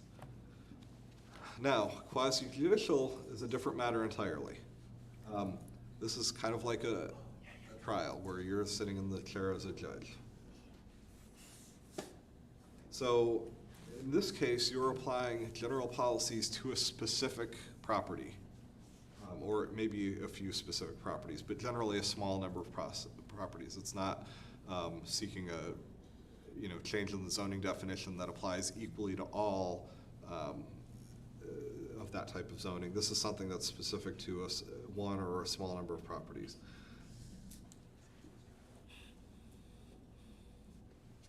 So at the bottom you can see this includes rezoning, site plans, conditional uses, variances, administrative adjustments, plats, special exceptions, licenses, permits. Just about anything that you would hear before the board that's not either a comp plan amendment or a generally applicable rule. If it's applied to a specific site, it's probably quasi-judicial, unless it's a comp plan amendment. So you have to give notice specifically to the owner, and that's usually not going to be a problem because almost always in quasi-judicial, the owner is going to be coming to the city to apply for something. But they do require owner to get notice and any affected persons. The affected persons, is kind of driven by ordinance. Stuart can probably go into more detail about exactly who that entails, but generally it includes surrounding properties. You have anything to add? Yeah, so it depends on the application, but generally it's the adjacent properties. So adjacent property could also mean the property directly across the street as well. And also with development agreements, it's within 200 feet of the property. So one of the important things with quasi-judicial proceedings is that the city follows its own rules. So, and that's one of the basic parts of the Snyder test. And so if the city's rules, its ordinances say you have to do it within any property within 200 feet to provide notice, and the city doesn't follow that, the city could be, is probably likely to get the decision overturned if it goes to court because you have to follow the rules that are set out. So that means that you may occasionally get to a hearing and staff says, we need to delay this hearing because there wasn't proper notice. And the reason for that is because if the notice isn't proper, then the entire hearing would be called into question if you move forward on it. This happened just recently at City Council, and it had to do with a newspaper notice. The News Journal messed it up. It wasn't staff's fault at all in this case. Occasionally it might be, nobody's perfect, but in this case it was the News Journal. They just published it in a way that didn't follow the Florida statute, so we had to tell the council we're going to have to wait until the next meeting for that to hear that case. So notice is very important. And so you have to notice it to the city as a whole, meaning through publication, through posting at City Hall, but also every affected person, you want to provide specific notice to all those adjacent properties or all the properties within 200 feet, whatever particular rules are in effect for that type of case. And anybody that's received notice can ask for more than 3 minutes that would normally be allowed. So if you have a rezoning and somebody from across town wants to speak on it, well, they get their 3 minutes just like anybody else does. But if the immediate neighbor wants to speak on it and wants to present evidence and wants more than 3 minutes, you should generally allow them the extra time if they've been specifically noticed. Now, yeah. I'm sorry to interrupt it. So despite the city's own adopted rules, which generally, sure, you can talk this. Yeah. General limits. So this is, it can get a little bit touchy. The city does have rules that there's a 3-minute limit, and you're generally okay to limit the time to that. However, if somebody is introducing fact-based evidence and they're an affected party, as a best practice, I would suggest just saying, well, your 3 minutes is up, but if you have additional evidence, can you try to wrap it up and, and give them the time they need to introduce whatever they're trying to introduce into evidence, because it would be kind of silly to get our decision overturned because somebody wanted an extra minute. That doesn't mean you give them all the time in the world to filibuster. You still have the discretion as a chair to say, okay, we've heard enough. You're not offering anything new, or you're taking way longer than you should be. And generally, 3 minutes should be fine for people to introduce whatever evidence they want. Once they get past that, they're probably getting more into policy arguments, which, They're getting into emotional arguments. Right. But, if somebody's at the end of their 3 minutes, I think it would be appropriate as the chair for you to say, your time's up,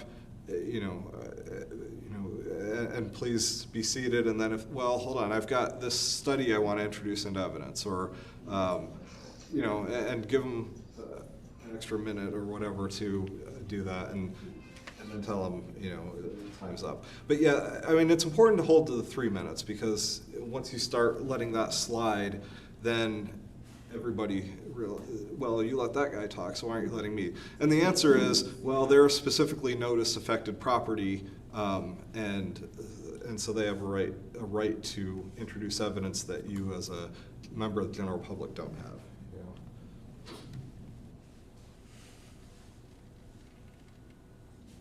All right, so also when you are making a decision in a quasi-judicial case, you have to have findings of fact to support the decision. Now, as a board, one of the things that's good for you is your planning staff provides that. So Stuart will already have in the packet the findings of fact to justify the passage if you want. So you don't have to specifically say everything on the record, because it's already on the record by virtue of it being in the packet. But if for whatever reason that was left out of the packet, it would be a legal requirement for you to say, okay, well, here is our findings of fact. We find that this property, blah, blah, blah, blah, blah, whatever. But again, Stuart's a good planner, so he's already going to have that for you. And you also have to exercise judgment and discretion in applying these policies to the situation. And again, you have to do that based on the evidence on the record before you. So what that means is you can consider the things that Stuart has put in the packet. You can consider any fact-based testimony from any witnesses, including the developer or the owner, including any neighbors, including anybody who comes in from Oregon, if it's a fact-based finding that they're trying to introduce into evidence. You don't have to and shouldn't consider non-fact-based testimony. If somebody is making an emotional appeal to you, it's your job as a quasi-judicial body to put the emotional appeals aside and only consider the facts before you and how the law applies to those facts. Which is why, and I haven't seen it so much here, but some areas that things like rezonings can be very contentious and can get hundreds of people coming out and be very emotional. And it's the board's job to not follow the clamor of the crowd, but rather to apply the evidence that's presented before you to the law that's in front of you. All right, so this is the affected persons under state law. And basically, what this is telling you is that if somebody has a legal recognized interest and will be affected by the the petition, then they would have standing. And that means basically that the effect that it would have on them is above and beyond the effect that it would have on the community as a whole, which is usually why it's an adjacent neighbor. You know, if the claim is in general, well, this is going to cause increased traffic on A1A, you can consider that. That's certainly a fact-based inquiry for you to make as a body, but you know, that kind of thing is generally going to impact the community as a whole pretty much the same.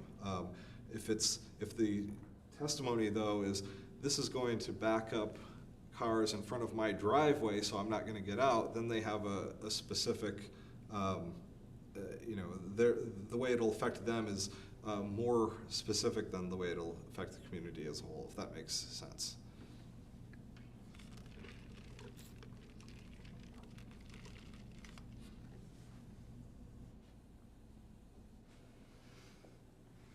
All right, so the factors for whether someone is an affected person is proximity, character of the neighborhood, which could include restrictive requirement or restrictive covenants, type of the change being proposed, and if somebody is entitled to receive notice.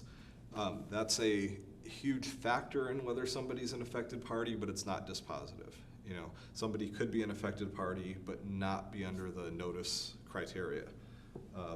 But generally, if somebody's received specific notice, they're probably an affected person. Now, sometimes you'll get conflicting evidence presented. The developer may come to you with a traffic study that says, you know, we did our study, the traffic engineer determined that there will only be a negligible increase in traffic on, you know, this side street. Somebody else from the community comes in and says, well, I believe that this will significantly increase traffic. You know, and you've got to decide as a board member how much weight to accord each piece of evidence. And, you know, I can't really tell you how to do that. But I can say that, you know, you would look at the things that you would normally consider. The credentials of the person offering it, whether they're personally interested in it or dispassionate, whether they're using sound studies or sound rationale for arriving at their conclusions or not. And those are the things that you have to weigh as a board member. What happens when you have people of equal credentials presenting opposing views? That's what you have to figure out. I mean, that's why you're in the position of a board. If there was one right answer, you wouldn't need a board. We wouldn't be here. Yeah. Right? If it's just a matter of, well, this person outranks this person, well, you could plug a formula into a computer and come up with the right answer and do it that way. But we don't, because you have to make those kind of judgments.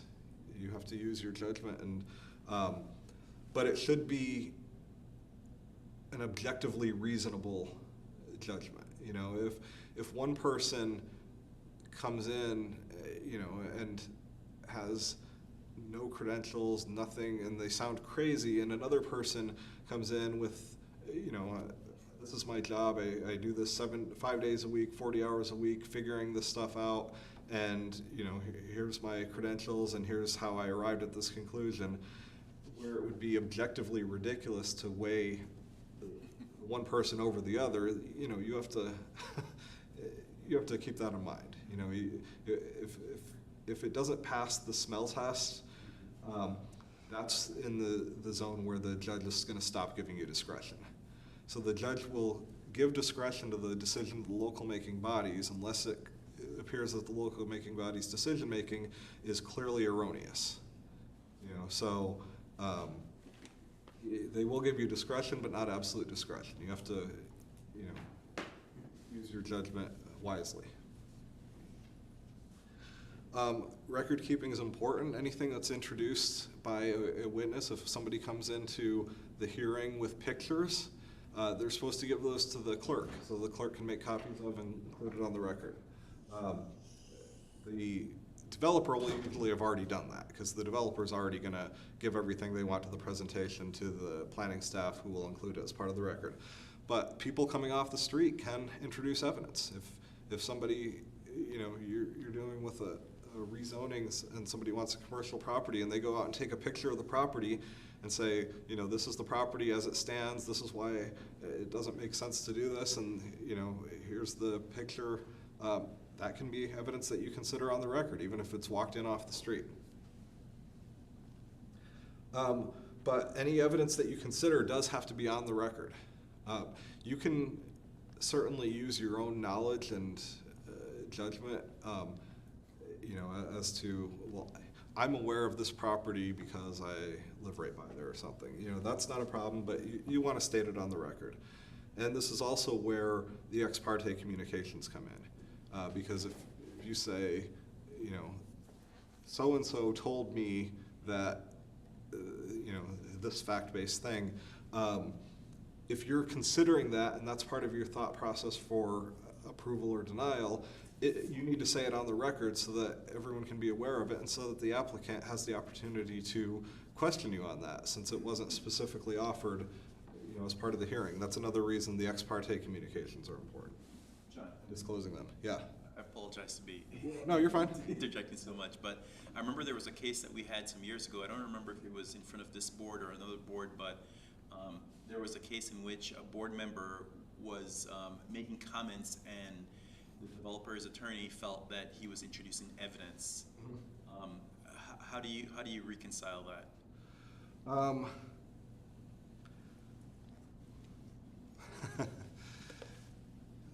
So, all right, so as a judge, you need to basically consider what's been brought in the record before you. That doesn't mean that you have to pretend like you're looking at something from 30,000 feet in the air and you have no knowledge of anything beyond what's been fed to you at this hearing from the time the gavel was banged. But in general, you know, there's a concept in the law called judicial notice. And that's where something is so clear and obvious that the judge can just take notice of it. We don't need to have a witness brought in to prove that it was dark at midnight. You know, so you would just tell the judge, Your Honor, the time that this happened was midnight. You know, I'd like you to take judicial notice that the sun wasn't out. You know, and you don't need to bring in an expert on the time of the day to introduce that into evidence. I would say it's maybe kind of the same standard with you when you're considering your own knowledge and experience. You know, if what you're offering is sufficiently known that it would be ridiculous to have a witness come and testify as to it, then you're probably fine to say it on the record. And part of this, though, is you have to allow the applicant to question you on it, you know, and they can certainly cross-examine you on it. If it's something that would be contentious, though, like a traffic study, you know, well, you're not a traffic engineer, so you probably shouldn't be offering anything on the record that has to do with, you know, the kerning of traffic at this time of day under these criteria or whatever. Is that the right word, kerning? I'm not positive. Okay, but regardless, so you understand what I'm saying? Like, you know, it just comes down to what's reasonable in the situation. You know, if you're offering, you know, this lot has been empty since 1980. Well, how do you know? Well, I've lived here since 1980 and nothing's ever been on it. That's probably a reasonable thing for you to offer as, you know, as fact-based testimony as a board member, unless the applicant comes and says, no, look, from 1984 to 1987, there was this on the property and, you know, you're mistaken. Well, then, you know, you need to consider that. I mean, there's not necessarily any hard and fast rules, but it's just kind of a matter of what would be reasonable under the circumstances. If that makes sense. Does that make sense? Yeah.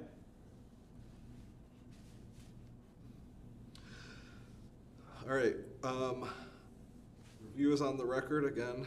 You can't create additional evidence after the decision is made. What does that mean? As a practical matter, if somebody sues and they go into court, they're bringing into court what's presented on the record, meaning they're gonna bring a full transcript of the hearing, and they're gonna bring any witness, or any exhibits, or pictures, or reports that are done by staff, or reports that are done by engineers, or whatever else. If it wasn't offered at the hearing, the court isn't considering it. So that's why it's important for the applicant to get whatever evidence they would want in front of a court, in front of this board. And you also should give due consideration to professional judgment of experts, and that includes the planning staff. So if Stuart offers you his opinion as a planner, that should obviously carry some weight. But if the applicant brings in a certified planner who has a different of opinion, you need to give weight to that too, you know? But questions of law are, and applying the facts to the law is what you have to do. You know, nobody else can do that for you.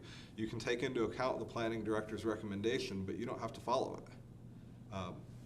And if you believe the planning director is wrong, you shouldn't follow it.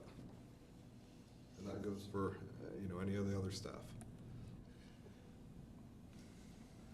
So the principles here on this slide are basically what was decided by Snyder, which we'll talk into more detail in a few minutes. But what the court is going to consider for a quasi-judicial review is whether procedural due process was accorded.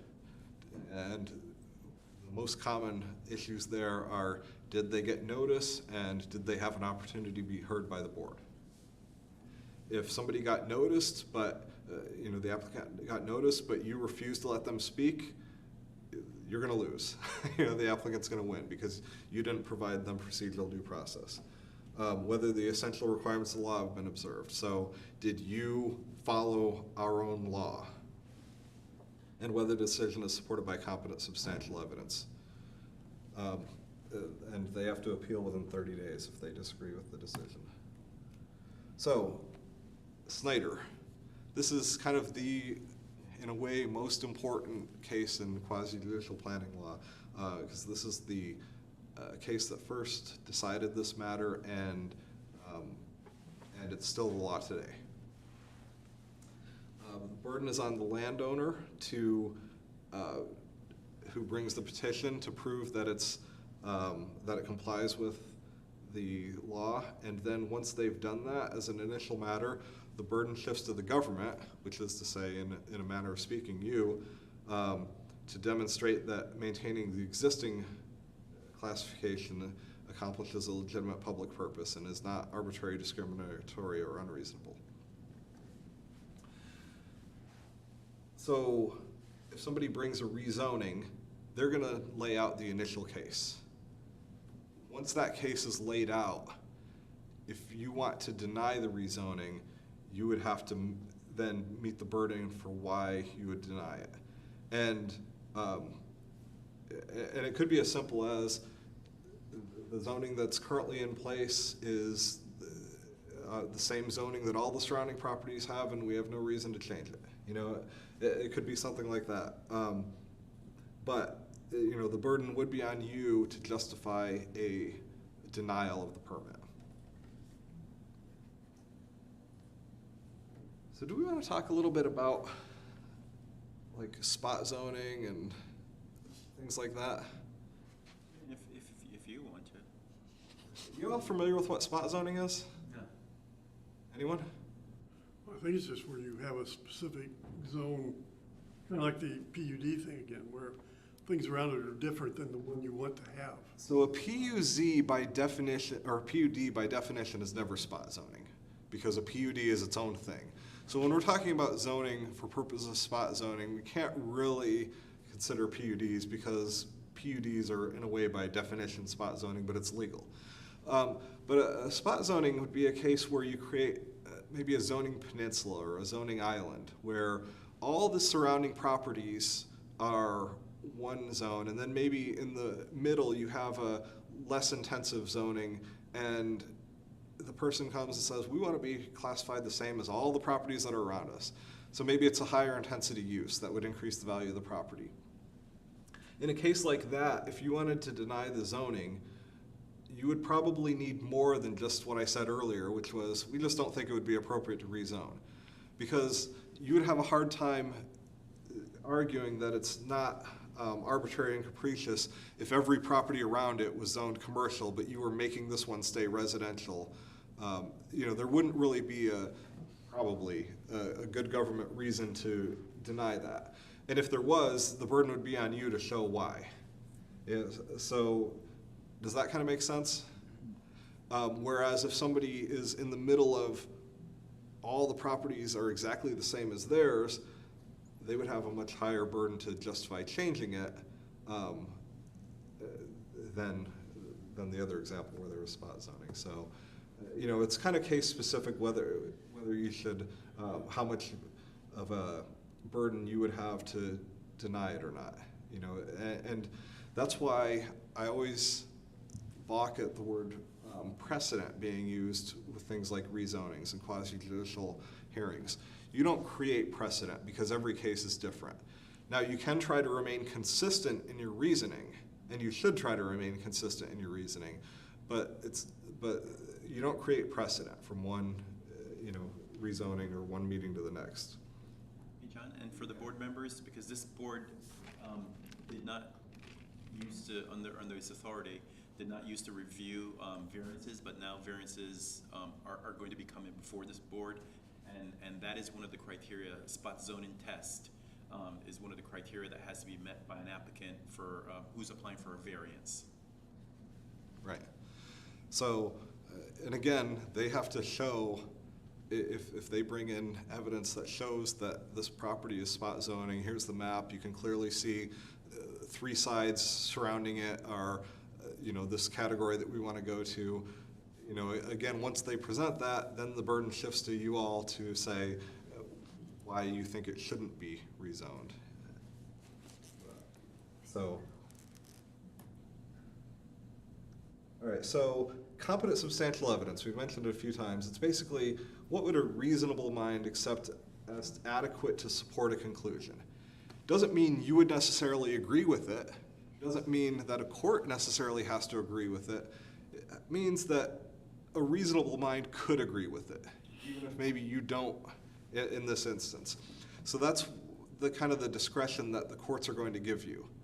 A court could overturn you if you say, no reasonable mind could agree with this. To just follow on the spot zoning example.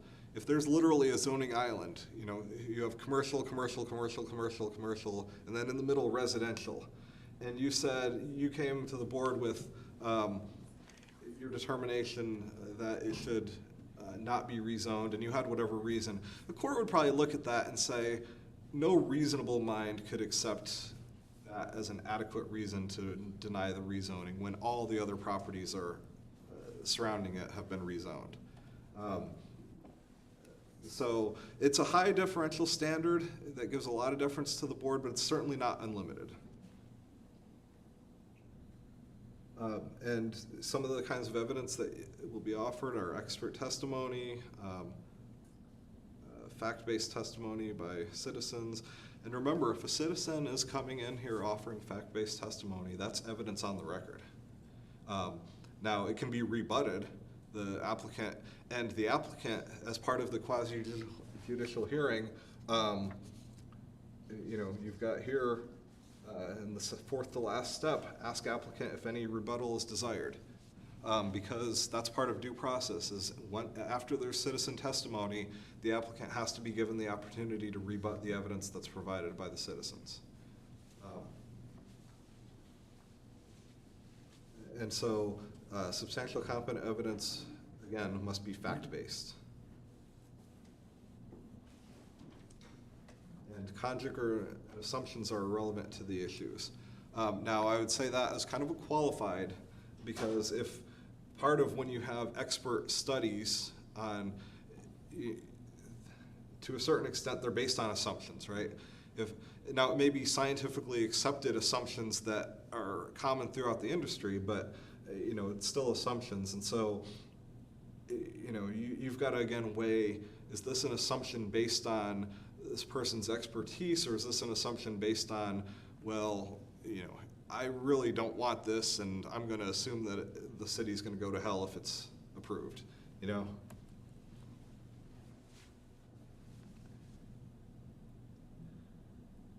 All right, so if one of your findings is that property values will be diminished based on a decision, somebody needs to offer that evidence of that into record. So they may want to call a property appraiser, for example, to testify, and somebody that can offer fact-based testimony about that.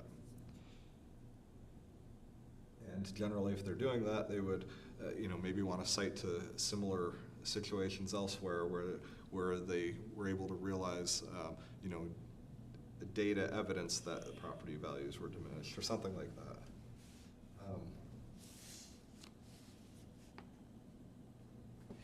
So for example, I hate to go back to the same property, but the residents that was surrounding residents indicated or claimed that it would diminish the property value.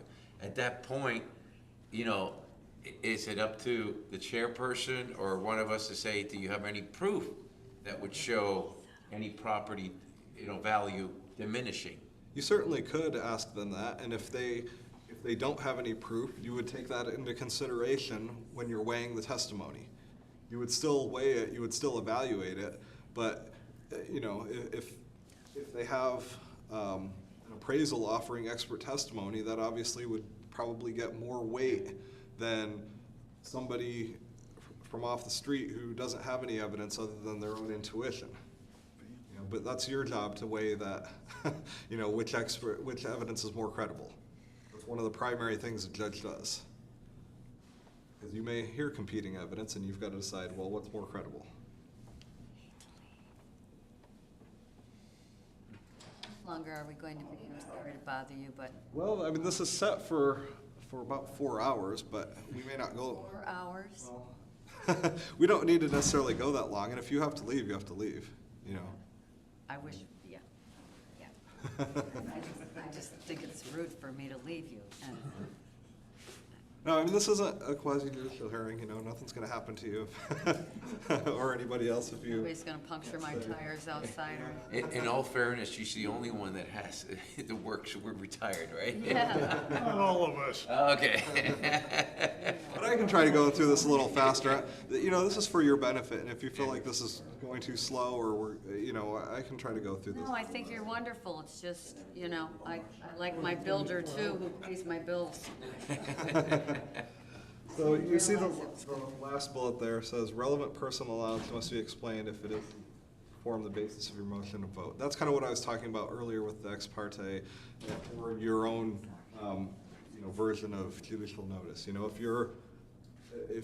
If you're saying that this lot's been empty since 1980 because you lived here since 1980, well, you need to kind of explain why you came up with that conclusion and not just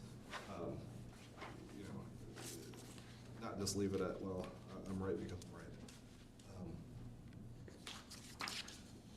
All right, so Jennings versus Dade County, again, notice, presentation of evidence, hearing before a neutral, unbiased decision maker. That's you guys. So if you fail to be neutral or unbiased, then we've violated a core tendency of the due process rights of the applicant, which is why, again, I would recommend you not talking about any cases that are going to come before you as a general matter, and if you do talk about them, it needs to be disclosed as an ex parte communication. And if you do talk about them, it should be more of a fact-finding kind of conversation rather than a, well, I'm against this or I'm for it, and prejudicing yourself in that way.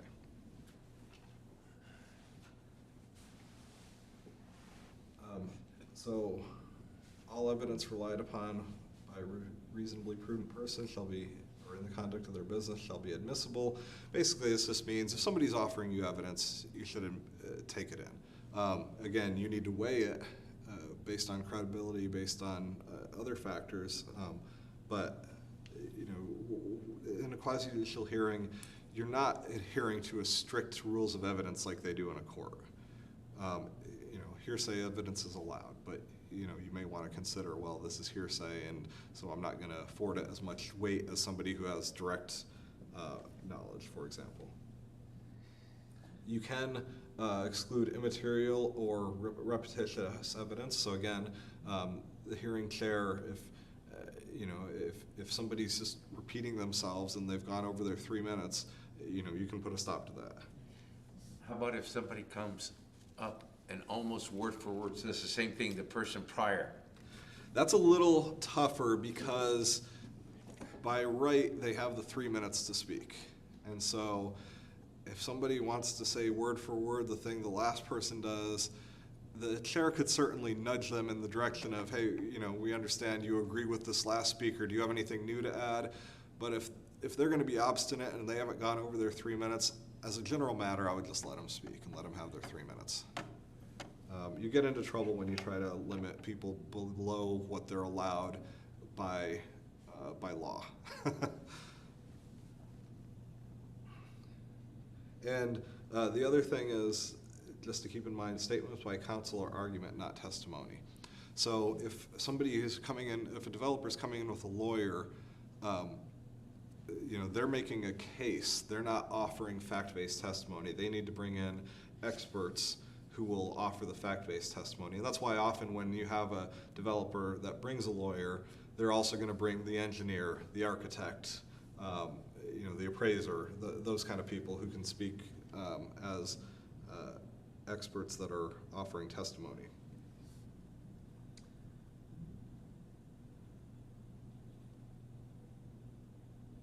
And the last one's a tough one. Opinion evidence generally should be offered only by a properly qualified expert witness, lay experts. That's true because the court said it's true. It's also hard to, you know, qualify experts in this kind of setting. So, you know, we'll do with that what we will, I guess. If somebody offers opinion evidence, you can hear it, but it should be thought of as, well, this is just their opinion and, you know, weighed as such. The witnesses have to be sworn in. So whenever there's a witness, the clerk will ask for their name and address and then have them swear that they'll tell the truth, the whole truth, and nothing but the truth. The clerk can swear everybody in if there are a lot of witnesses. Often, you know, if the developer is bringing a team of witnesses, she'll just have them all sworn in at once. Or if there are a lot of residents here who all want to speak, she may have everyone out in the audience sworn in at once. But generally, if there's only a few, we'll do it individually.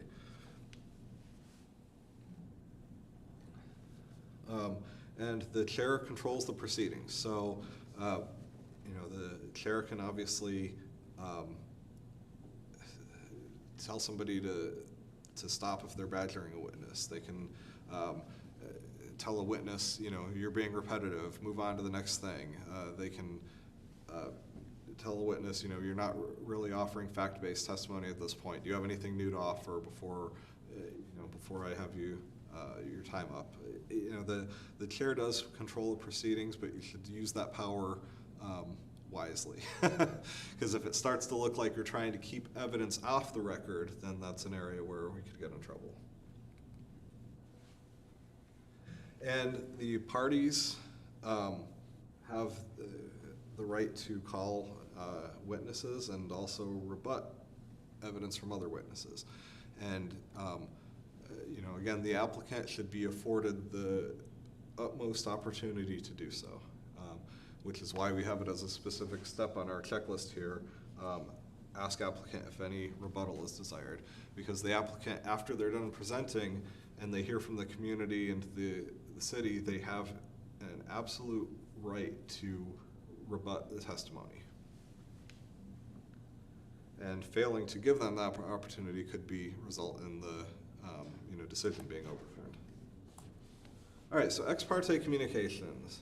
So if a party talks or communicates with the commissioner without the other party's knowledge, that's an ex parte communication. So This only applies to communications outside the hearing. That should be kind of obvious, because if it's not outside the hearing, it's not ex parte. It's usually one-sided, so somebody's trying to convince you, you should vote for or against this project because of this. It doesn't allow the other side to respond, and it can be in any form. You know, they can offer you, send you an email, they can call you on the phone, they can stop you in Publix, text you, whatever. And so opponents have an opportunity to respond to the ex parte communications, which is why you have to disclose them, and then if the party asks you what were the contents of the communications, you have to be able to summarize it. Do you know do we have an ex parte ordinance? We don't have an ordinance, but in the procedural step for the board, it is called out. So again, the bottom line is whether there's an ordinance or not, you need to disclose ex parte communications as part of the due process. And the important thing is if we follow the procedure, the presumption of prejudice is removed. So if it looks like somebody could be prejudiced by an ex parte communication and you don't disclose it, that's going to be one of the things where the court is going to look at and say, oh, so what's going on here? Because why wouldn't you have disclosed it if everything was on the up and up? You know, it kind of creates the presumption that maybe there was some malfeasance. Whereas if you disclose it, the court looks at it and says, okay, well, you know, people are allowed to call the board members. This was a disclosed communication, and the other party had the opportunity to question the board member about it and didn't.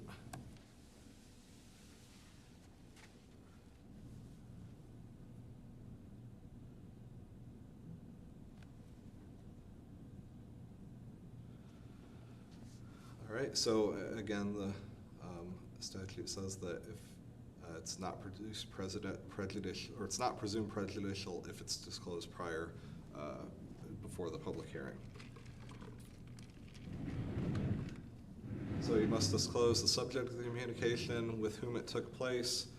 Written communication should be provided to the clerk. I haven't mentioned that before, so I want to emphasize that. If somebody sends you an email about a project, you should immediately forward it to the clerk for introduction into the records.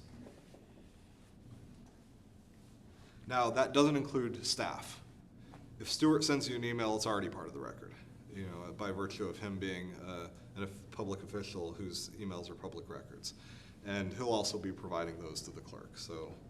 I do have a question. Yeah. It's not so much ex parte communication, but you know, I receive emails all the time about controversial projects, especially the one that we were always talking about. But you know, sometimes they ask in the email or in a communication that the information be provided to the board or the council, and some, I think, maybe once or twice have asked for it to be read into the record. Yeah.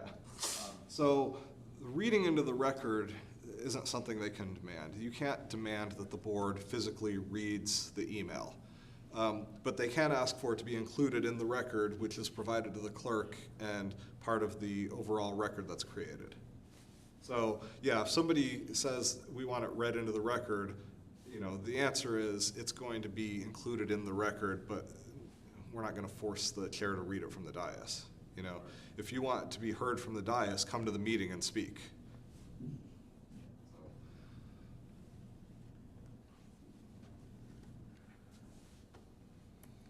Oh, the other thing is that I didn't mention, part of the ex parte communications is actually site visits.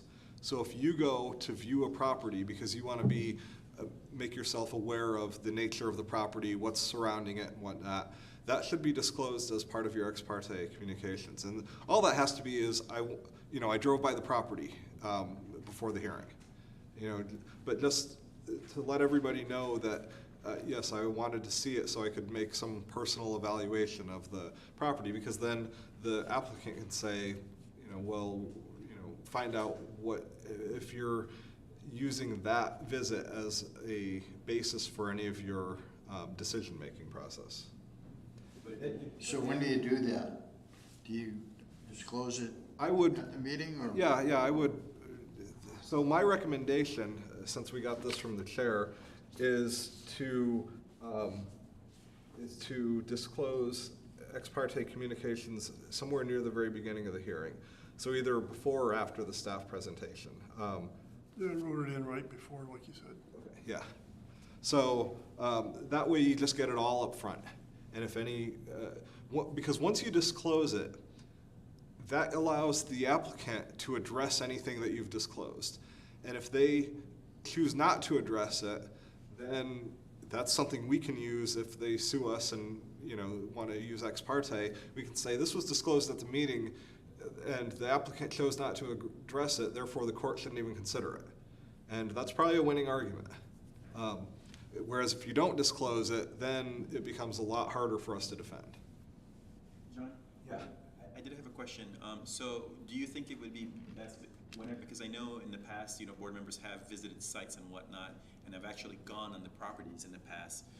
Do you suggest that they contact staff to kind of try to coordinate that if they're going to be going on private property, or contacting the applicant directly? My Weasley answer is it depends. Yeah.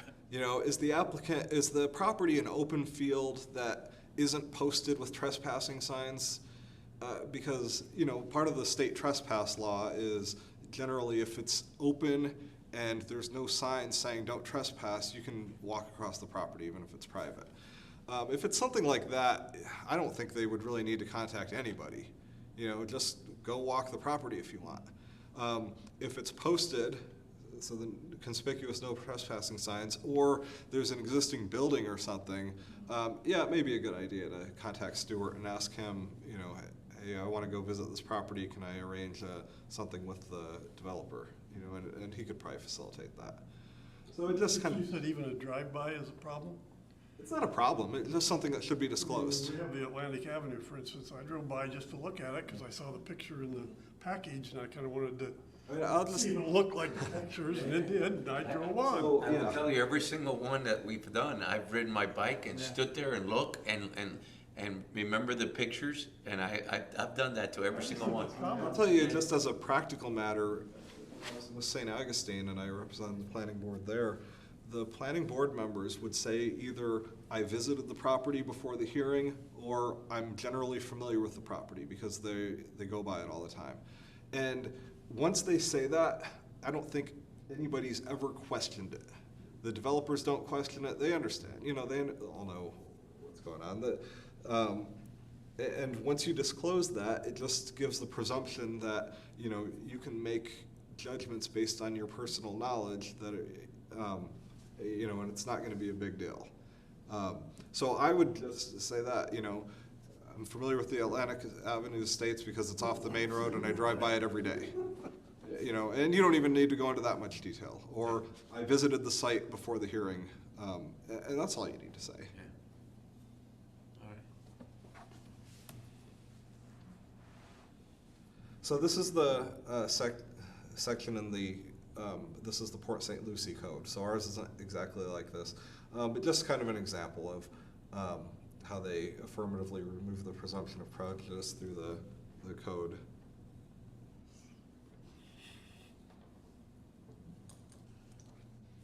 All right, cute little comics.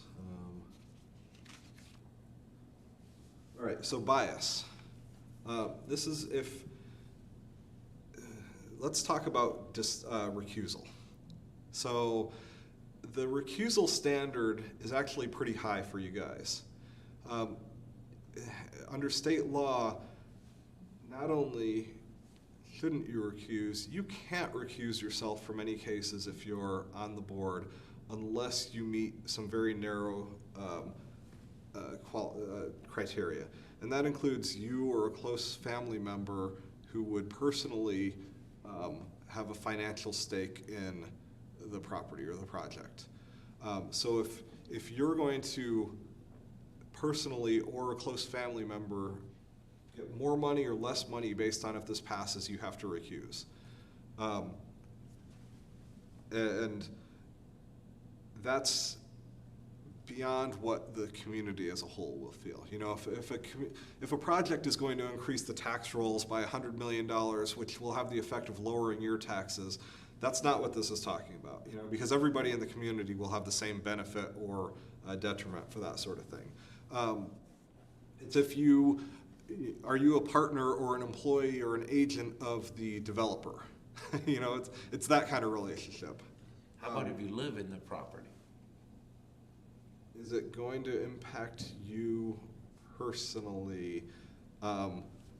I mean, I'm trying. So, like, if you are living in a condo and the condo is asking for a rezoning, that's the kind of question I would like to have in advance of the hearing, so I can research the Commission on Ethics decisions. Okay. Because a lot of these recusal questions are very fact-specific, and if you come during the hearing, it's going to be hard for me to offer a good opinion because, you know, I've had a chance to look into the different ethics opinions that have come out. So if you think there's a chance you might have to recuse yourself, my preference would be, you know, as soon as you are aware of that, just shoot me an email, say, here's the situation, do I need to recuse myself or not? And I can offer you an opinion if I've had a chance to look into it. And I would imagine it's not only if you live in that condo, but if you're on the board of director, vice president of that. That would certainly make it a higher Yeah. likelihood of having to recuse. But again, I can't get into hypotheticals without, you know, just let me know if you think there's a possibility you have to recuse before the meeting.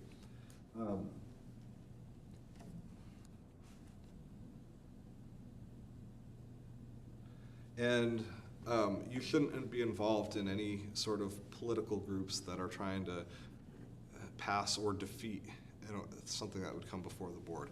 If you are on this board and also a member of or you know, an officer on a group that's seeking to have the proposal defeated, that should be obvious that you can't vote on it, right? And my recommendation is, by virtue of being on this board, you probably shouldn't be involved in any groups like that in the first place. It's just going to make everything more difficult. If you're naturally inclined to be kind of an activist type person, I would recommend putting that on hold while you're on the board. You don't want to telegraph your decision that you've made a decision before the hearing. That's an easy case for the board decision to get overturned. So even if you already have your ideas, you know, I mean, we're all human. We all kind of make a first blush decision on, oh, I like that project or I don't, right? Number one, you need to keep an open mind and consider the evidence on the record at the hearing, and that's all you can really consider when you're making a decision. And number two, please don't tell people in advance, I'm voting against this or I'm voting for it. There's nothing but trouble by doing that.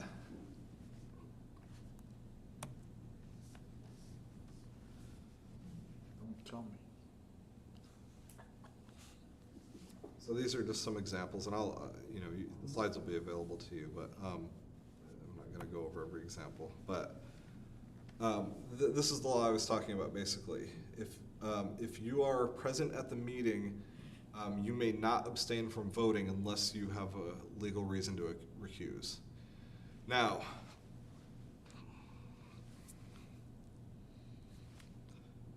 if you have to leave in the middle of a meeting, you know, nobody can force you to be here. But if you're here, you have to vote.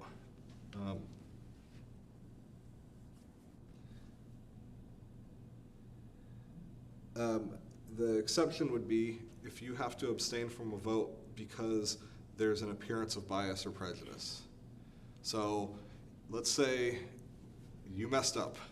You told the developer before the meeting, you know, I really don't favor this project. I think it's going to ruin my quality of life here. So even though you don't meet the recusal standard by virtue of personally gaining or losing because of it, you would still have to abstain from voting because you've prejudiced yourself.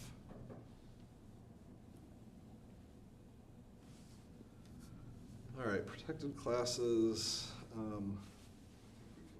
Skip past this. I mean, I think you all know you can't try to harm people who are protected class.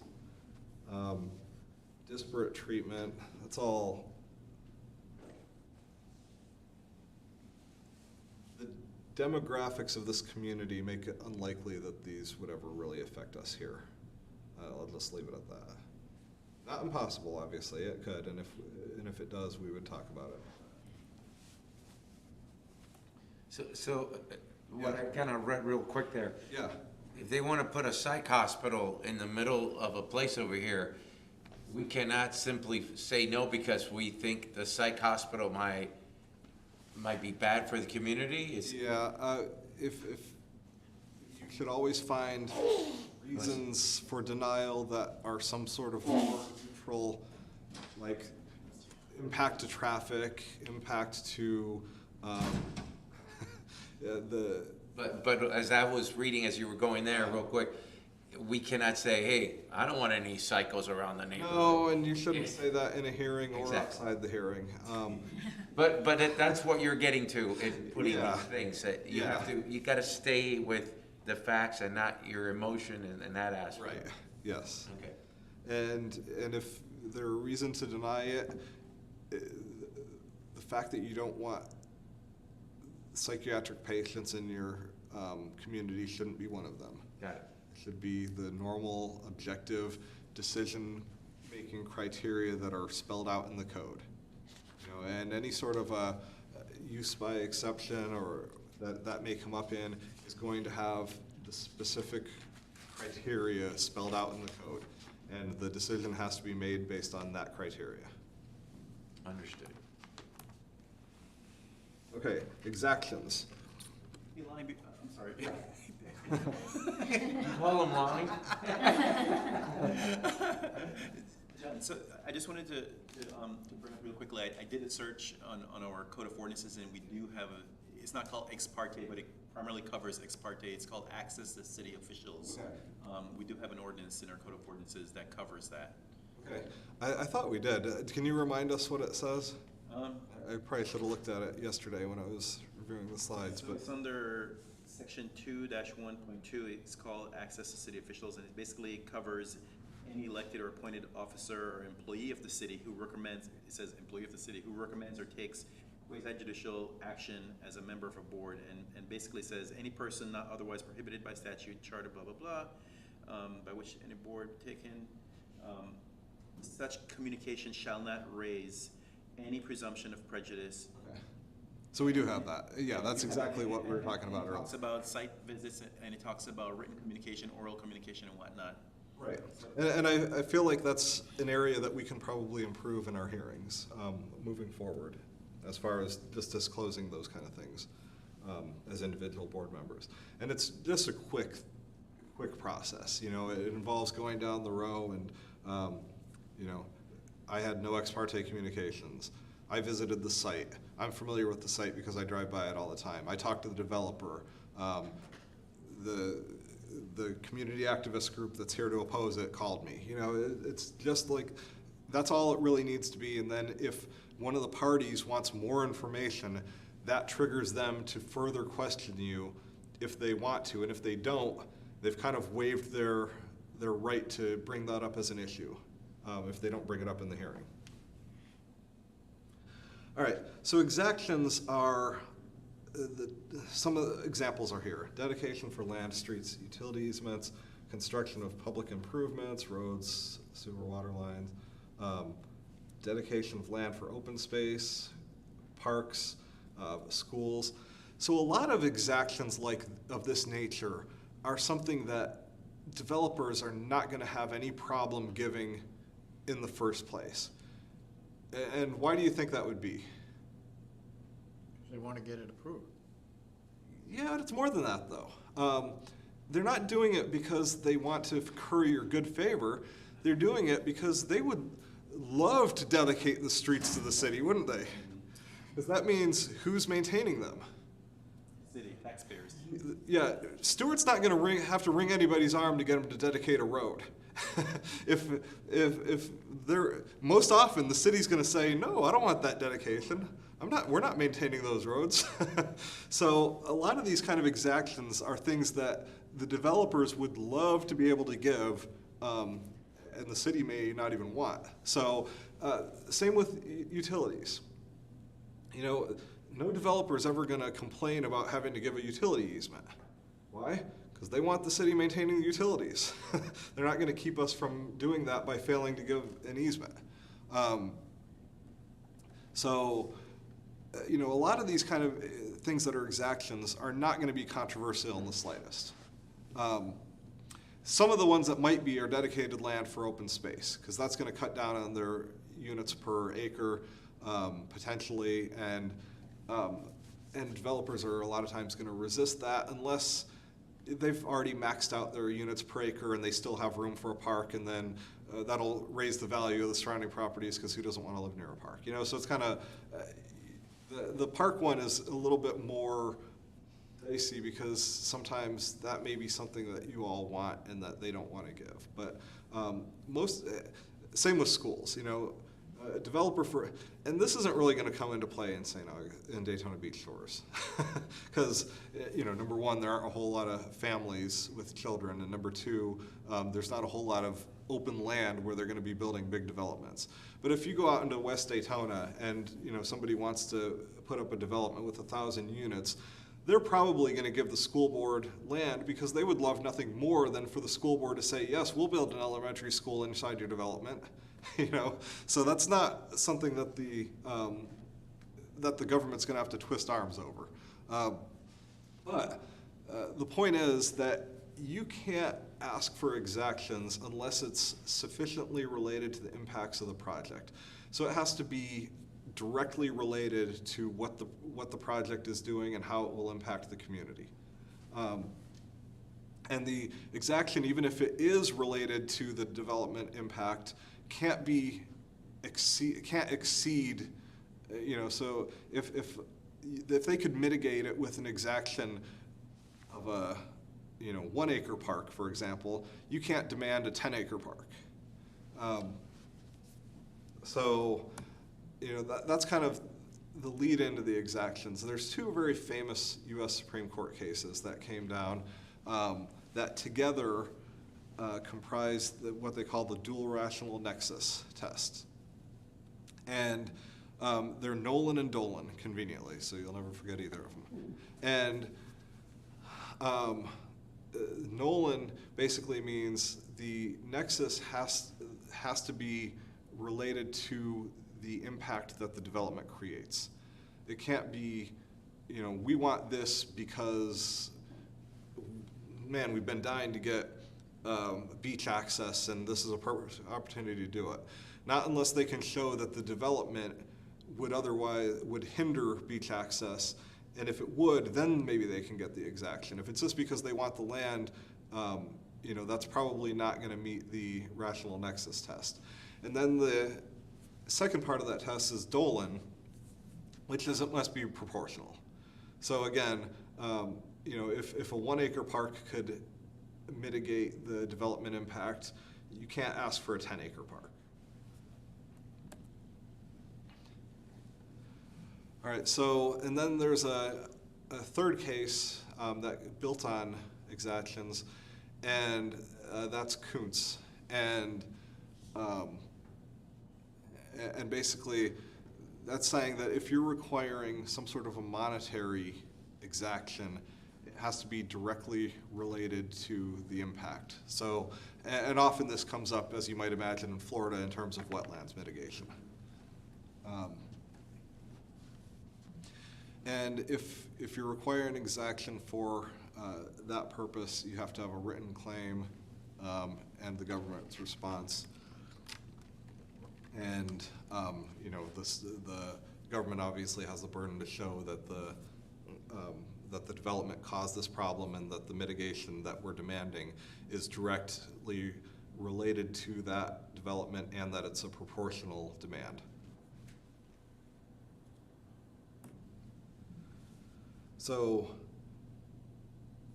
the one thing that's left unsaid on these slides as to exactions is things like development agreements and PUDs, where exactions are fairly common because it's part of the bargaining process for getting to the agreement for the development agreement or the PUD. So exactions might be legal in that context where they might otherwise be illegal. And again, that's because both parties are specifically agreeing to it. And so it's more of a contract than it is an exaction. All right, so special exceptions or conditional uses. These are, you will be seeing these now under the reorganization. And have they seen them yet? Yeah, they've seen it before. But now it stays with them. It doesn't go to the council unless there's an appeal. Right.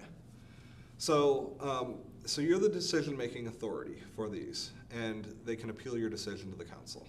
And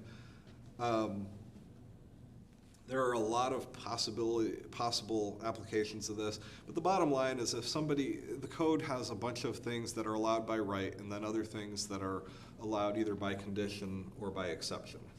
And the board has to decide those. And the bottom line with all these that I will always tell you is follow the code. And if the code, for special exceptions or conditional uses, the code will have specific criteria spelled out. And as long as your decision is made by applying the provisions of the code, we'll be fine. It's if you go outside of that and start using other criteria that we're gonna have problems. Now again, one person can read the code and come to one conclusion, and one person could read the same code and come to another conclusion. That's fine, that's part of your judgment as a board. But if you're looking at criteria that aren't in the code condition or code criteria, that's when either Stuart or I are going to have to step in and say that's not part of the code. You can't really consider that.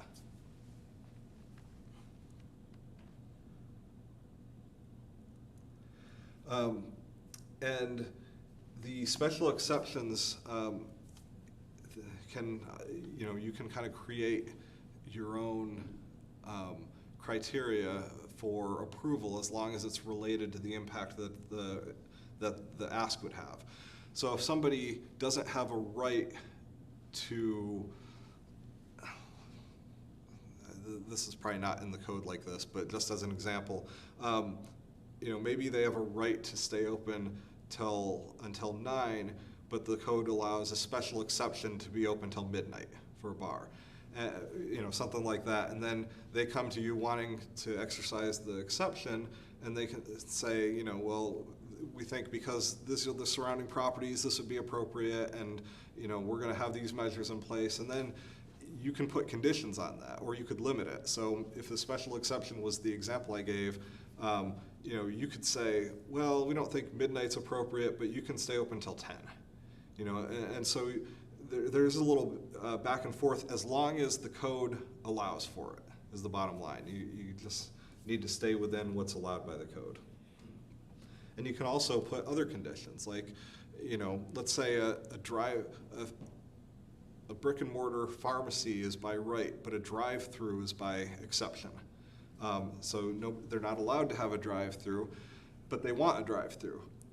You may require as part of the condition that they put some sort of a buffer on the backside of the property so that the noise from the drive-through isn't as impactful to the neighboring properties, for example. And that kind of mitigation would be directly related to the application that they're making, because you're trying to mitigate the specific harm that would be caused by what they're asking for. So that would be appropriate.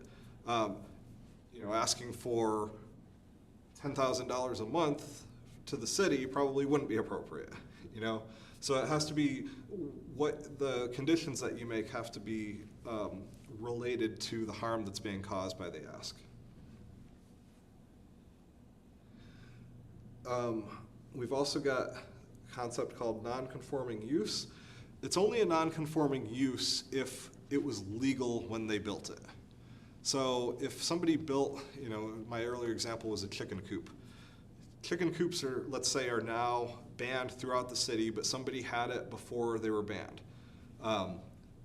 That's a non-conforming use, but they're allowed to keep it since it was legal when they built it. Once they stop using it for a period of a year, then they can't put it back up. Or if a hurricane destroys the chicken coop, something like that, that's a natural cause. This comes into play with billboards. I don't think we have a billboard ordinance here. We don't really need one. But some cities or counties have banned billboards, but there are already billboards existing. And how do you deal with it when the hurricane blows down the billboard? Well, generally, if it's by natural causes, too bad, so sad for you, you can't rebuild it. But if it's because of vandalism or arson or something, then they could, because you don't want to incentivize bad acts. All right, so again, conditions must not be arbitrary. That's what I talked about earlier.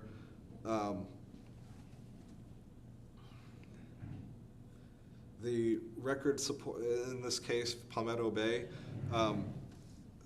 there was evidence that 1,150 students would be appropriate for that site, but the board limited it to 900 and didn't have a base, and this is the important part, didn't have a basis in substantial competing competent evidence. The decision got overturned. You know, when you make a decision like that, it has to have competent substantial evidence. It can't be just because, well, we'd rather have a smaller school. Now, if you have expert testimony saying, you know, that disagrees and you choose to weigh one over the other, you know, that's kind of your choice as a board and your role of weighing evidence. But in this case, there was no evidence for 900. The board just didn't want as many people in the school, so they limited it, and that decision was overturned.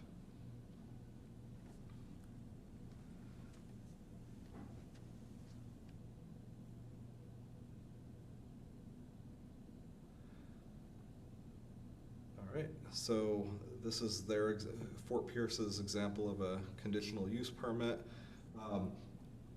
Most of the conditional use, or excuse me, ordinance, most of the conditional use ordinances in the state are very similar to this. And you know, you're looking for things like would be appropriate for the community, wouldn't adversely affect public health, safety, et cetera, et cetera. And so those are the kind of findings you're going to make when you're choosing to either vote for it or vote against it. And again, staff is going to provide you, if staff makes a recommendation to approve, they're going to provide you with all the facts that you need to approve it. If you're going to deny it, then you would want to introduce your reasons on the record why, in your judgment, the staff decision you know, wasn't correct.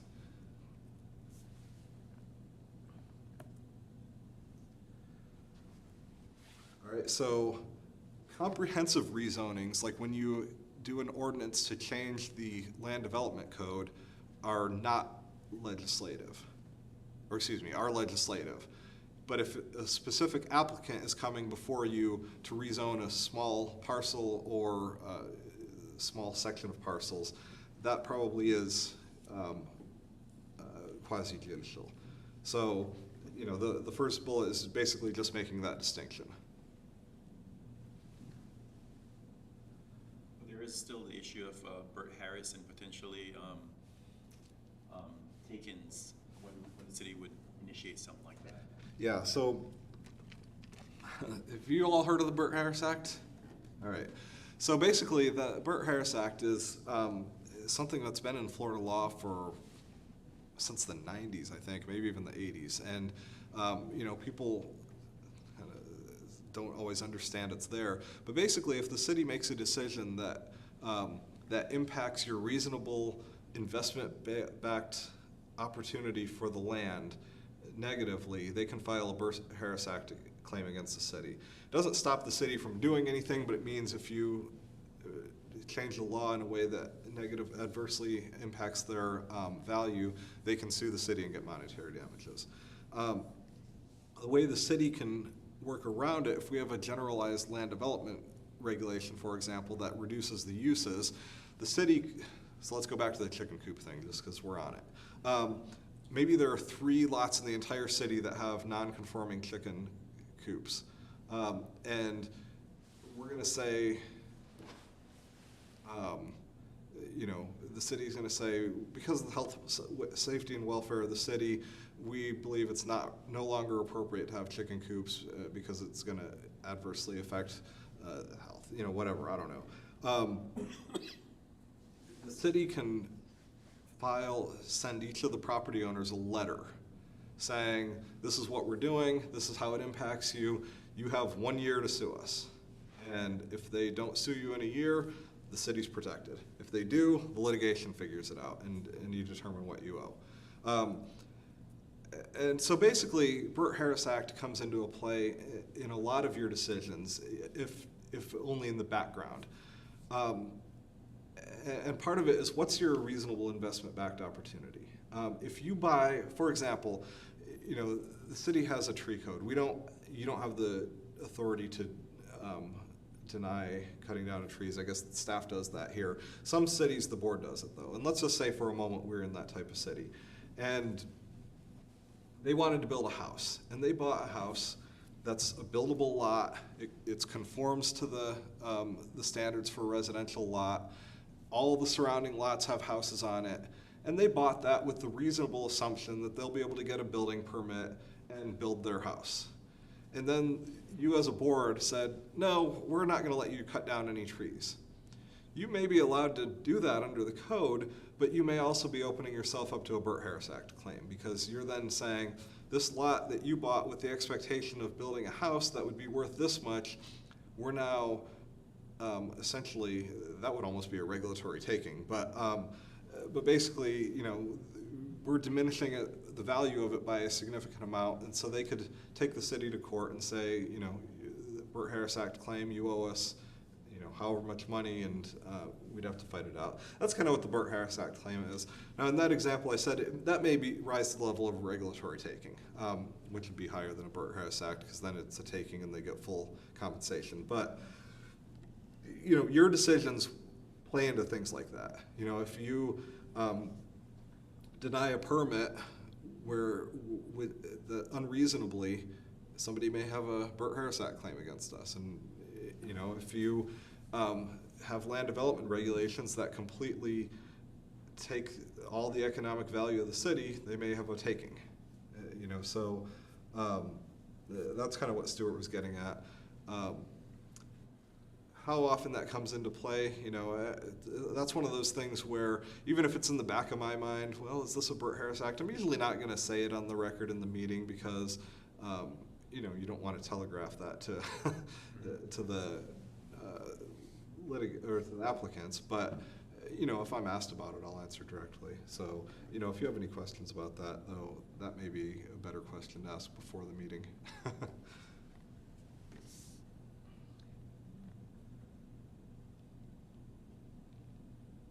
All right, and again, people can request rezonings as long as it's consistent with the comp plan. If it's not consistent with the comp plan, they need the comp plan amendment first before they can get the rezoning.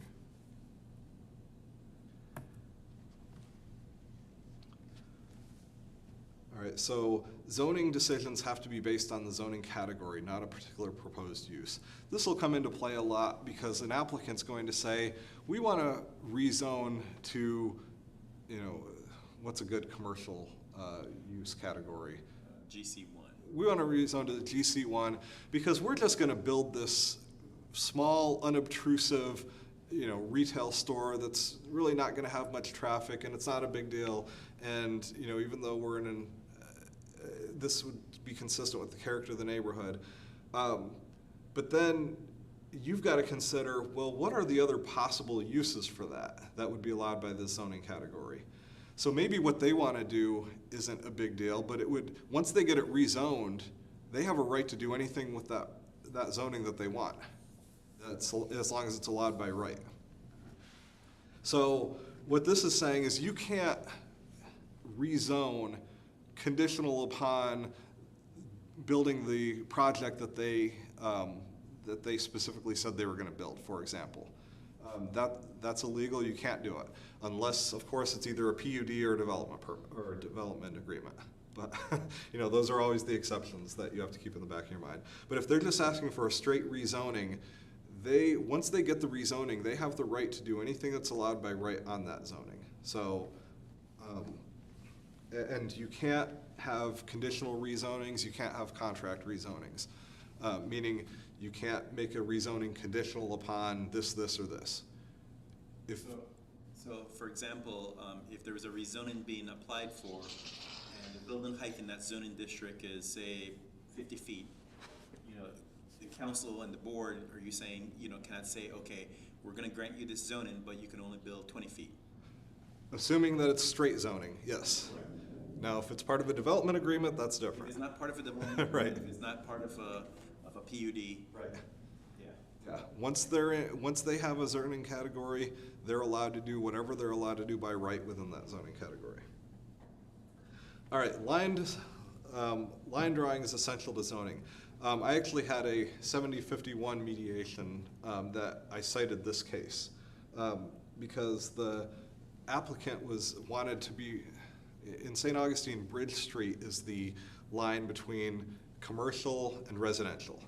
And the applicant was on the other side of Bridge Street but wanted commercial and was basically arguing, well, these properties up here are commercial and they're adjacent, the ones over here are commercial and they're adjacent.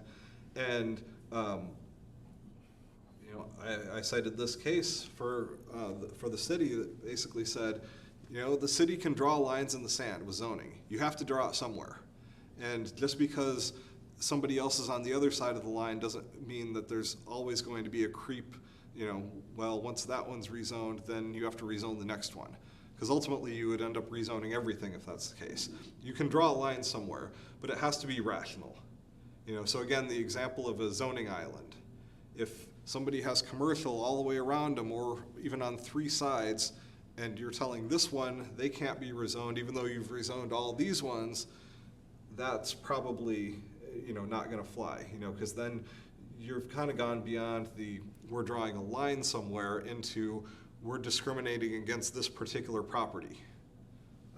So that's kind of what this case involves. So spot zoning, we talked about that earlier. Spot zoning is when you give a preferential treatment to one piece of land. So, so you've got residential all around, but then you zone this one commercial. You know, that would be an example of spot zoning. What I was talking about earlier was actually reverse spot zoning, where they're all commercial, but you're requiring this one to stay residential because that's a lower intensity, lower use. That would be reverse spot zoning, but same concept. You know, again, if you're drawing a line in the sand somewhere, and on the one side it's this type of zoning, one the other, it's probably fine. If you're creating zoning islands or zoning peninsulas, maybe not.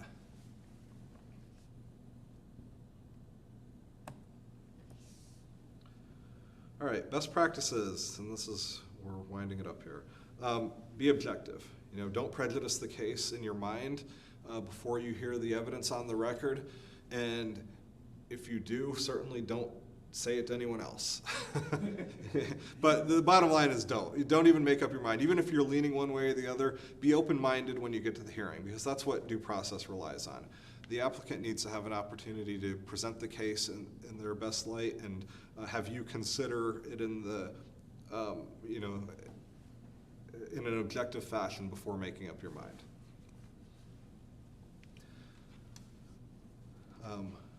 Follow the community's plan and local zoning codes. As you saw earlier in the first case, the comp plan is not to be trifled with. If something doesn't violate the comp or doesn't follow the comp plan, don't approve it. The same with the zoning code. And base the decision on the information available before you. And it should be based on only the information before you. If it's not offered into evidence, you shouldn't consider it. Prepare well. I would say you should read at a very minimum, the staff report and look over the applicant's materials before the meeting so that you're familiar with what the ask is, what the possible resolutions are, what the evidence that you'll be hearing by the applicant is. Try to keep the meeting tempo the same. In other words, you know, don't rush through one person's application and then spend forever considering another one. It's going to give the appearance of unequal treatment. And you know, if you should generally afford people similar due process rights. Is it a typo, have a bias for action? It's not a typo. Look, I didn't create these lines, but I think that's basically saying, Basis for your action. yeah, I think that's a basis. You're right. Yeah. Yeah, I didn't catch that. I was thinking I was actually thinking it meant a different meaning, like have a bias for action by moving the meeting along and not like stalling because you're gonna just talk about the same minutia over and over and over and over again. You But said it earlier, you know, people can look at the code, the exact language, and come up with differing opinions Yeah. of what something means. so be civil to each other, you know, be civil to the public. Sometimes the public's not always civil, but that doesn't mean, you know, you should respond in kind. Explain your rationale, don't lecture, and make your final action clear to the public. And you do that by having a clear motion and a vote. You can ask the applicant if he or she agrees with your decision. And also verify understandings and assumptions before voting. And this comes into play especially on like conditional uses or use by exceptions where you're imposing you know, criteria that are congruent with the ask that they're making. You know, make sure that they understand. If you're saying, you know, for my example earlier about the code allows being open till 9 by right, but by midnight by exception. If you're saying we'll allow you to be open by 10, make sure they understand that, and that's clear to what the party, so that there's no misunderstanding later. And allow rebuttal as needed. You know, the applicant should always get a chance to rebut any fact-based testimony, whether it's by you, and you shouldn't really be offering fact-based testimony, but you know, if you do, they need to be allowed to rebut it, or by the members of the public, or by staff, or anyone else. That's critical to due process. Restate and discuss criteria to support motion. Follow competent substantial evidence, not the roar of the crowd. You shouldn't be influenced because 100 people show up in purple shirts all wanting to stop the rezoning. You know, and they're all yelling and hollering. You know, your decision needs to be based on the evidence before you, not the passions of the public. If staff is going to often give you kind of a gift draft motion, the recommended motion is what it appears in the packet under. If you agree with the recommended motion, it's not a bad idea to restate it. To say, you know, in accordance with staff recommendation, I recommend approval, blah, blah, blah. Be your fault. And if you have motions different than the staff recommended motion, you know, that needs to be based on the public record. It should be stated, you know, why you disagree with the staff recommendation, you know, whatever that reason that might be. And again, the staff opinion isn't something that you are bound by law to follow. But if you have a difference of opinion, it should be stated on the record. And all that's going to do is make it easier for us to defend if it gets appealed. And denials must provide a reason in writing to the applicant. If you're making conditions of approval, and again, this isn't for zoning, you can't do conditional zoning, but for a lot of the other kinds of applications you get, you can. You know, they shouldn't overlap or conflict with staff recommended conditions, and if they do, you need to clearly state.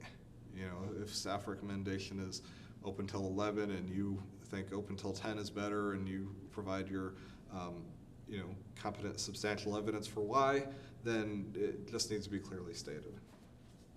It has to be related to the criteria. I can't emphasize that enough. If the code gives you 17 criteria to consider for whether to approve or deny something, and what you're basing your decision on isn't one of those 17 things, then it's not going to be valid. And John, Yeah. would you also agree that it would have to meet all 17 of those criteria and not just 16?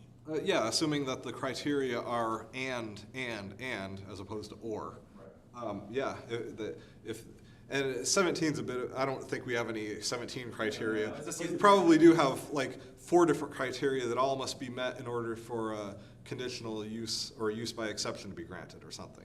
You know, and you would have to meet all 4 of the criteria. And if you're gonna deny it, you would wanna say denying because they didn't meet this criteria. You know, just specifically state it so that it's on the record. And how do you feel about partially meeting the criteria? I would not want to give an example or deal in hypotheticals.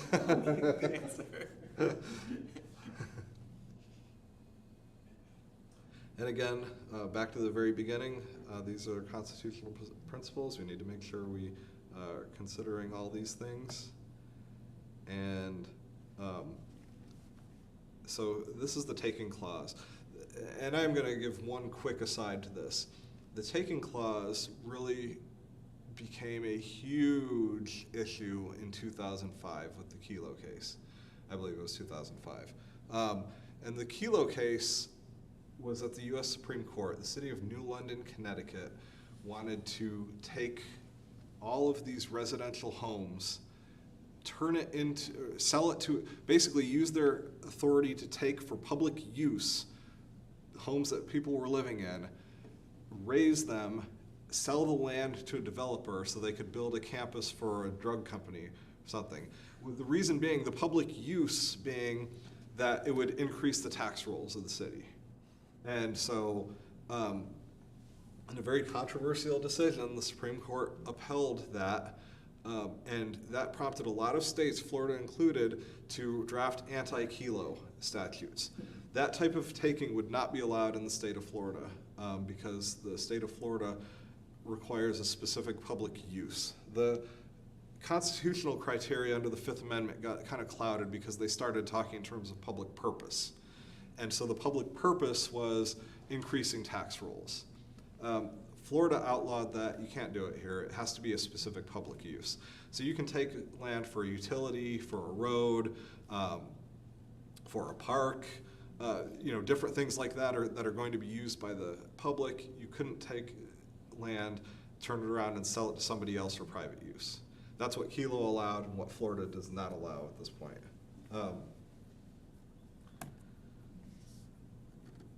Regulation can constitute a taking. Essentially, the constitutional standard at the federal level for this is pretty high. It has to be basically that there's no, the regulation is so broad that there's no economic value or very little economic value left for the property. The standard at the state level is much lower because we have the Burt-Harris Act. So, you know, if you impact somebody's value by reducing it, but still leave some use, it's not going to rise to the level of a federal taking, but it may rise to the level of a Burt-Harris Act claim.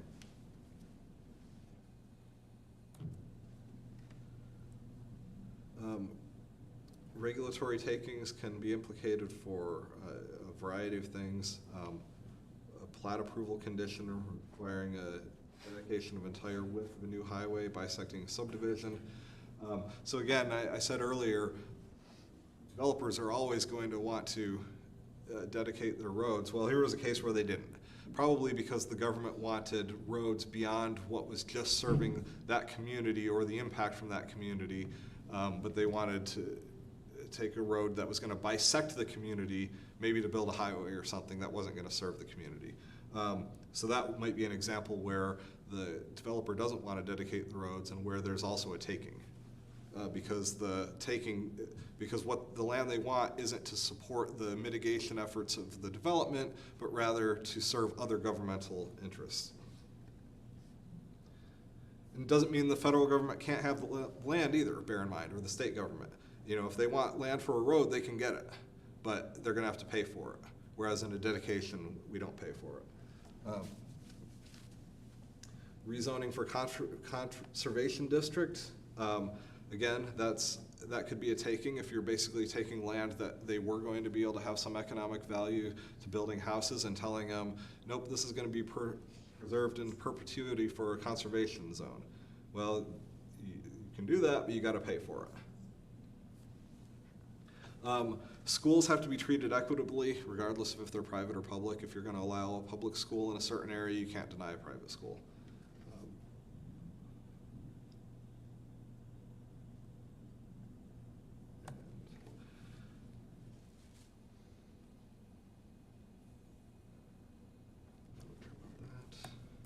Skip that.